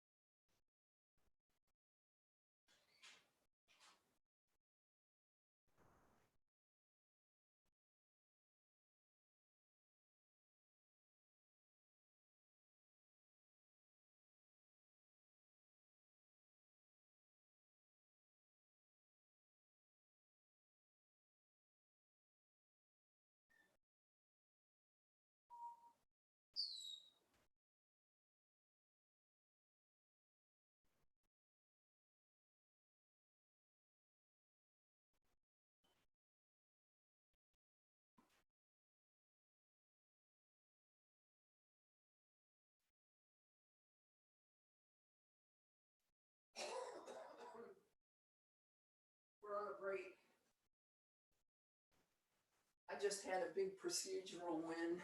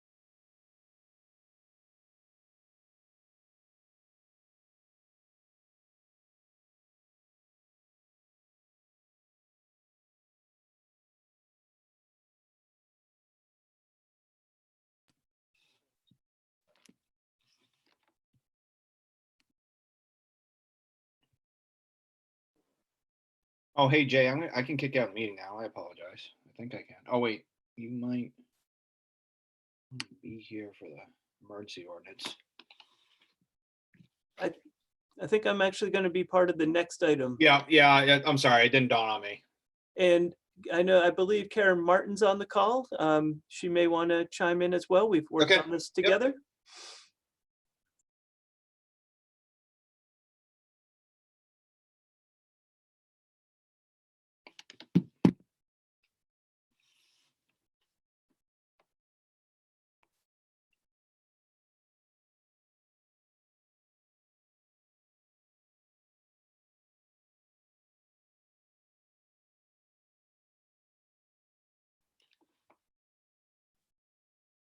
Jean Marie, how'd you Scooby-Doo your table out of that? How'd you get a table out of all that? You're on mute. Table out of what? Out of the last order, you got your table. You got the table to the next. Knowing parliamentary procedure how did that happen? and the psychology of your audience.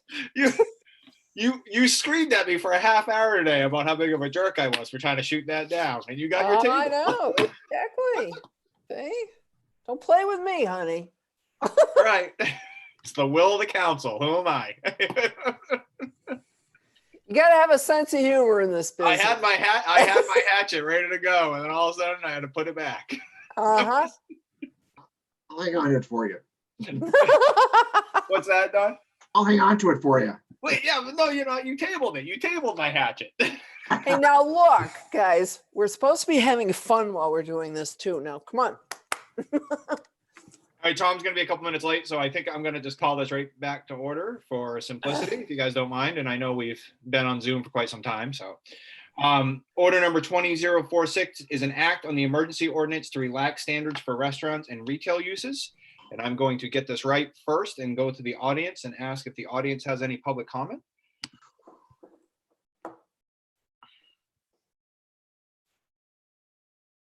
Mr. Meehan, you're going to come up first. Can you hear me? We can hear you, yep. Great, thank you. Dennis Meehan, 28 Jamico Mill Road.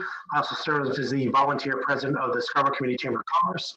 Just wanted to hop on today to put our support behind this ordinance to kind of relax some of the ordinances around restaurants and retail. Given the unprecedented times we're in, there's just a lot of stresses going on. So kind of working proactively in ways that we can help the business community to try to get their businesses back.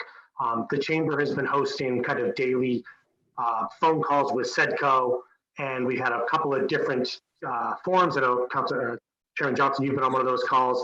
State representatives, we had one with our restaurant associate members last week to talk about the ordinance. And there's a lot of support from their end, obviously wanting to get things back to some semblance of more business. And I just wanted to weigh in there and give our support to that, and also commend the staff. I know the work that Jay and Karen Martin have done on just trying to be proactive on this has been amazing, and just trying to help our businesses. Hopefully not only a couple of things that help now, but something we can look at as we start to come back to normal as well, about some ordinances that might be relaxed in the future going forward as well to help our business community. Thank you, Dennis. Appreciate it. Thank you. Ms. Clow, you are next. Can you hear me? We can hear you. Yep. Hi, this is Susan Clow. My husband and I own several restaurants in Pine Point. I'd just like to remind everyone that although restaurants were slated to be allowed to offer dine-in services as of the 1st of June, the governor's guidelines have reduced most of us to 50% capacity or less. Capacities will not allow us to do any more than break even, if that. In order to pay our bills, we'll need to have seating outside what would be our normal bounds of seating areas. Letting go of parking ordinances costs the town no money, but it allows us to do our best to pay our expenses in this extremely trying year. For seasonal business, once August has passed, we are done until next May. We'd just like to request some slack to get our way to 2021. I have also sent all of you a letter that you may have read, but I would also request that at some point this be reconsidered 2021. because 2020 is simply going to be a year that we either survive or don't. This is not going to be a good year. And 2021 will be the year that we start digging ourselves out of the hole that happened this year. So I very much appreciate all of you thinking about this so quickly, because June 1st is coming up very swiftly, and it's not as easy as all of that to reconfigure businesses that have been ongoing for 50 or more years. Thank you. Thank you.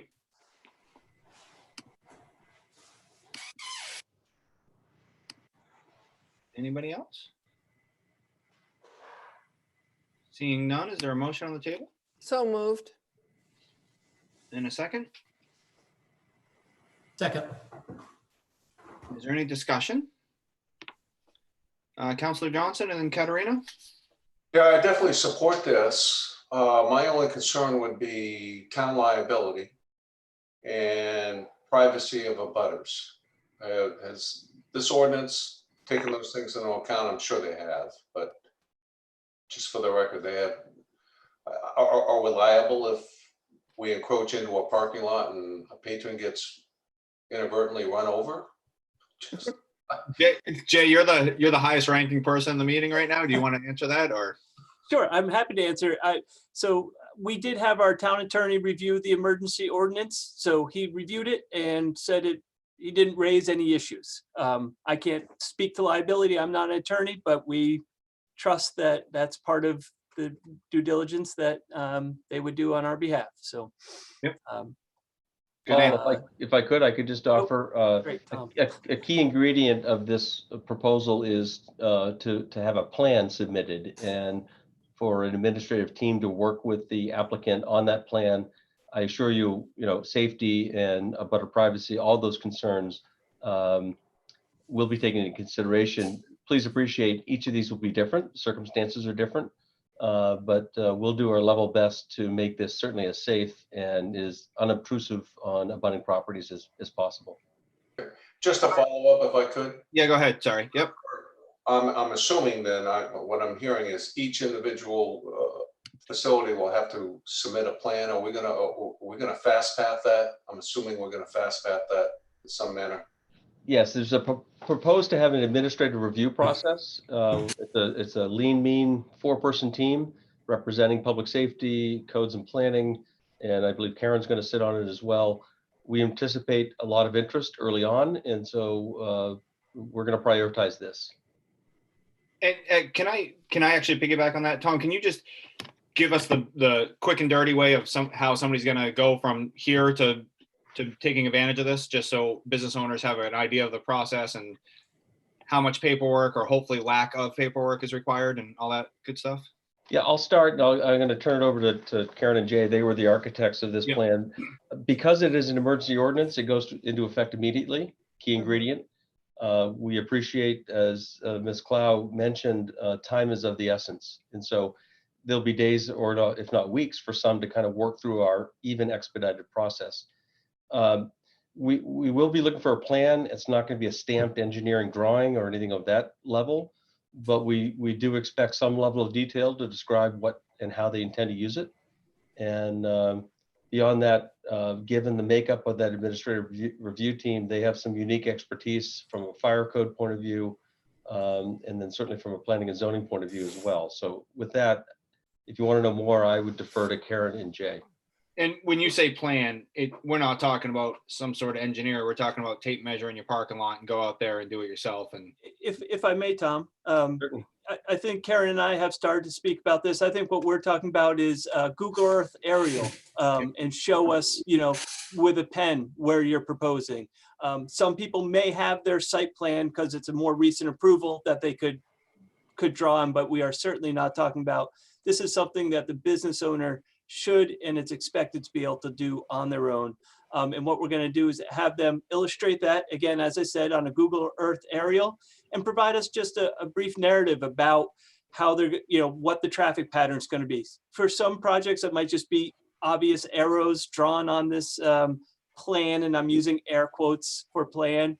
For other projects, as Tom said, they're going to be different characteristics of different restaurants depending on where they are. Some may need to do a little bit more narrative to help us understand that. So And I know, speaking with Karen, and so I'll let her jump in. I think one of the reasons that as we went through this process, she felt that her department could really play a nice liaison role between sort of the public safety planning and codes review and the business world to help put those together. And so with that, I'll sort of defer time to Karen if you want to hear from her as well. Sure. Jean Marie, I'm sorry. I think I dominated there. Did you Oh, have? no, that's okay. Okay, can I ask one more follow-up then? Yeah, no, go ahead. Is it fair to say, Karen, I'm sorry, I just brought you in. Is it fair to say that this should cost the business owner nothing to apply for this? That's correct. Okay. All right. I just want to make sure I'm, okay. Katerina, would you like to join? And then Ms. Gleisten?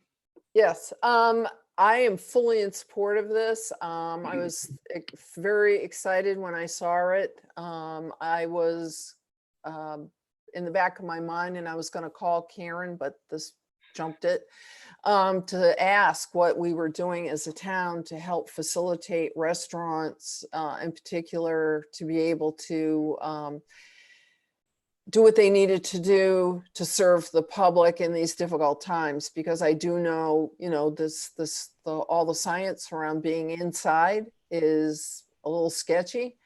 I know people my age, I'm much more apt to go and eat somewhere outside where there's social distancing rather than going inside a restaurant building. So I think this is a great plan, and I really like the fact that it's an emergency ordinance and would go into effect immediately. Councilor Gleisten? I have a question. Is this the ordinance that's referenced on the Long Range Planning Committee agenda for Friday? Yep, the idea was, since the Long Range Planning Committee hasn't met in a while, we're just going to give them an update in terms of what we're doing in response to the COVID. And I think part of that agenda is to brainstorm if there's any other good ideas out there that we haven't thought of. Okay, yep. thank you. Councilor Clucci? Yeah, I think this is a great idea as well. A lot of business owners are really going to struggle to make it through this, and this will give some of them a fighting chance. The only question I have is the October 15th sunset clause. I mean, is that a requirement that can we only go out that far as part of an emergency ordinance? Or I think the weather's still pretty good in October, and some businesses might benefit them through, you know, maybe even early December. So I don't know if anybody can speak to that. Sure. I don't think we were looking at Columbus Day or, you know, the holiday, figuring we'll sunset it right then. And we also thought that certainly we get some good experience about how it's working and everything. If we want to extend it, that's really up to the council. We were just looking to have a logical timeframe to sunset the ordinance. The only thing, your town charter is not clear. It does not require a date certain, kind of a sunset. But given the fact that the emergency efforts are underway in terms of adoption process, frankly, I was trying to model it after the moratorium timeframe, which the council can do a moratorium kind of single vote for a 6-month period. It's just kind of a pause to get to a different place. As Karen says, if this works well, or we need to change things, or extend the time, as Ms. Clow mentioned, certainly a future council could do that. So we could go November 16th and still be in 6 months. Am I doing that? You could. It was more a practical consideration that Columbus Day we find is really the outside date, but there are some stragglers that will extend beyond. Jay, I think this is a Jay question. So I share my parking lot with Pho Hung, and is there any considerations for shared parking lots? For example, as their neighbor, I would want to encourage them to spread into my space as much as possible. So do we foresee there being not obstacles, but I mean, I think it's just, I think a lot of restaurants have shared parking lots. Has there been any discussion around that, or how they can quickly get to their quote abutters to sign off on a level, you know, a letter of approval or what have you? Yep, absolutely. We foresee that being the way, at least those businesses that are in that type of location would probably proceed. Because what we are still requiring is that they at least demonstrate that they are providing some level of parking, because if we're going to have seats, we need to accommodate those who wish to get to the restaurant. So, yep, we are. That is something that we would look at as part of that administrative process. And again, Karen probably wants to chime in, since I think she's been, again, talked about being the liaison for that process. So Karen, you guys would have that discretion to look at that parking lot and say, oh, okay, hey, that business isn't open anyways. We could reach out to that owner, make sure they're okay with it, that sort of thing. So one of the things that, we certainly want to talk about, we are encouraging people to think creatively. And if there are people that we need to talk to and that I can be of assistance with, I'm happy to reach out and help restaurants do that. The more we can have some shared resources, even if restaurants close together and they can share additional outdoor space, that would be great as well. okay, great. Okay, Tony, you want to call the vote? Counselor Clucci, Yes. Counselor Hayes, Yes. Counselor Gleisteen, Yes. Counselor Katarina, Yes. Counselor Johnson, Yes. Counselor Hamel, Yes. and Chairman Johnson. Yes. Motion Chairman passes. Johnson, if I could, before Jay leaves, I just want to wish him a happy birthday. He's joining us on his birthday evening. Nice. Birthday, Jay. Can I Happy order the council? Birthday. Can I order the council to sing happy birthday? Is that within my authority? Sure, go ahead. I Thank think you I've already very much. embarrassed him enough. I'm getting a few no's here, Jay, so I'm not going to do it. Thanks, you. guys. We appreciate you coming by to help. Thank you. Okay, so item number 8 is non-action items. We don't have any. Item number 9 is standing and special committee report and liaison reports, excuse me. And I'm going to go clockwise for me. So Mr. Hamel? Really nothing to report. I think the agenda is robust enough without a lot of additional comments. So thank you. I like your style, sir. Counselor Hayes. Counselor, you're on mute, Hayes.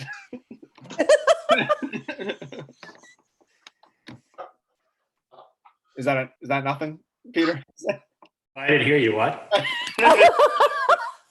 He has Zoom brain. I'm That's sorry, what liaison happens. reports. Yeah, I mean, 4 hours is just. I mean, it's I just- know. I hear you, Peter. All right, Counselor Gleisteen? Yeah, we're not meeting right now, rules and policies, but when we do, we'll take up the ability to put the town manager's report at the beginning. Perfect, thank you. Counselor Clucci? No updates. Oh, my Zoom just changed. Counselor Johnson? It's too late, nothing to report. Counselor Katarina? No, I'm good. I'm going to report one thing real quick, just for the council's benefit, mostly the weekly meeting between the leadership and Mr. Hall. We postponed to Friday because we thought it would make a lot more sense to meet after this busy week, process things, and then meet. So just as a heads up, you guys didn't get a chair report because we thought it was best for us to meet on Friday. So I didn't get the opportunity to say that, so I'm saying it publicly. Counselor comments. Mr. Johnson, you're first. Mark Twain once said, when you have nothing to say, say nothing. Fair enough. Counselor Katarina. Oh my God, how could I follow that? No, I just want to thank everyone for all the hard work they're doing on the budget, and let's keep moving ahead. Counselor Gleisteen. Yeah, there was a lot of comments tonight, and I just stand by that. Thank you. Counselor Hayes. No, thank you. I'm all set. Counselor Clucci. Nothing. Counselor Hamel. No comments. Wow. I guess I'm going to make a comment. So I think my biggest struggle as chair is to not get on my soapbox, right? That's been a hard personal struggle for me. But I'm going to get on my soapbox for just a couple seconds, and I'm going to anger everybody possible, I think, in town. I'm asking a few things. I'm asking for the BOE to ratify the teacher's contract. I'm going to ask for the SEA to consider taking a 1.5% COLA reduction for this year. And I'm going to ask the town of Scarborough, the taxpayers, to consider accepting a 1.5% tax increase. And I think if we do that, that can guard against some of our lost revenue. We can meet in the middle. We can leverage the homestead exemption. And I think we can actually be in a place where when people go to vote, we're voting together. So that's me speaking personally. And I'm going to turn my phone off now. And with that, the next order is order number 20047. It's an act on the request for an executive session pursuant to Title I of the MRSA 4056C regarding a personnel matter relating to the town manager's employment agreement, not to come back to public session. And do I have a motion? So moved. And a second? Second. Where'd it go? I think he wants the roll call. It's an interesting pose too. That is, it's like, Am I back? Yes. Tony, call the vote. Sorry. Counselor Cucci, Yes. Counselor Hayes, Yes. Counselor Gleisteen, Yes. Counselor Katerina, yes. Counselor Johnson, Yes. Counselor Hamel, Yes. Chairman Johnson. Yes, and counselors, you will be getting a Zoom link in a couple minutes in Oh, your okay. email. So please get off this meeting and we will see you in a couple minutes. Thank you. Thank you all. Good night. Right.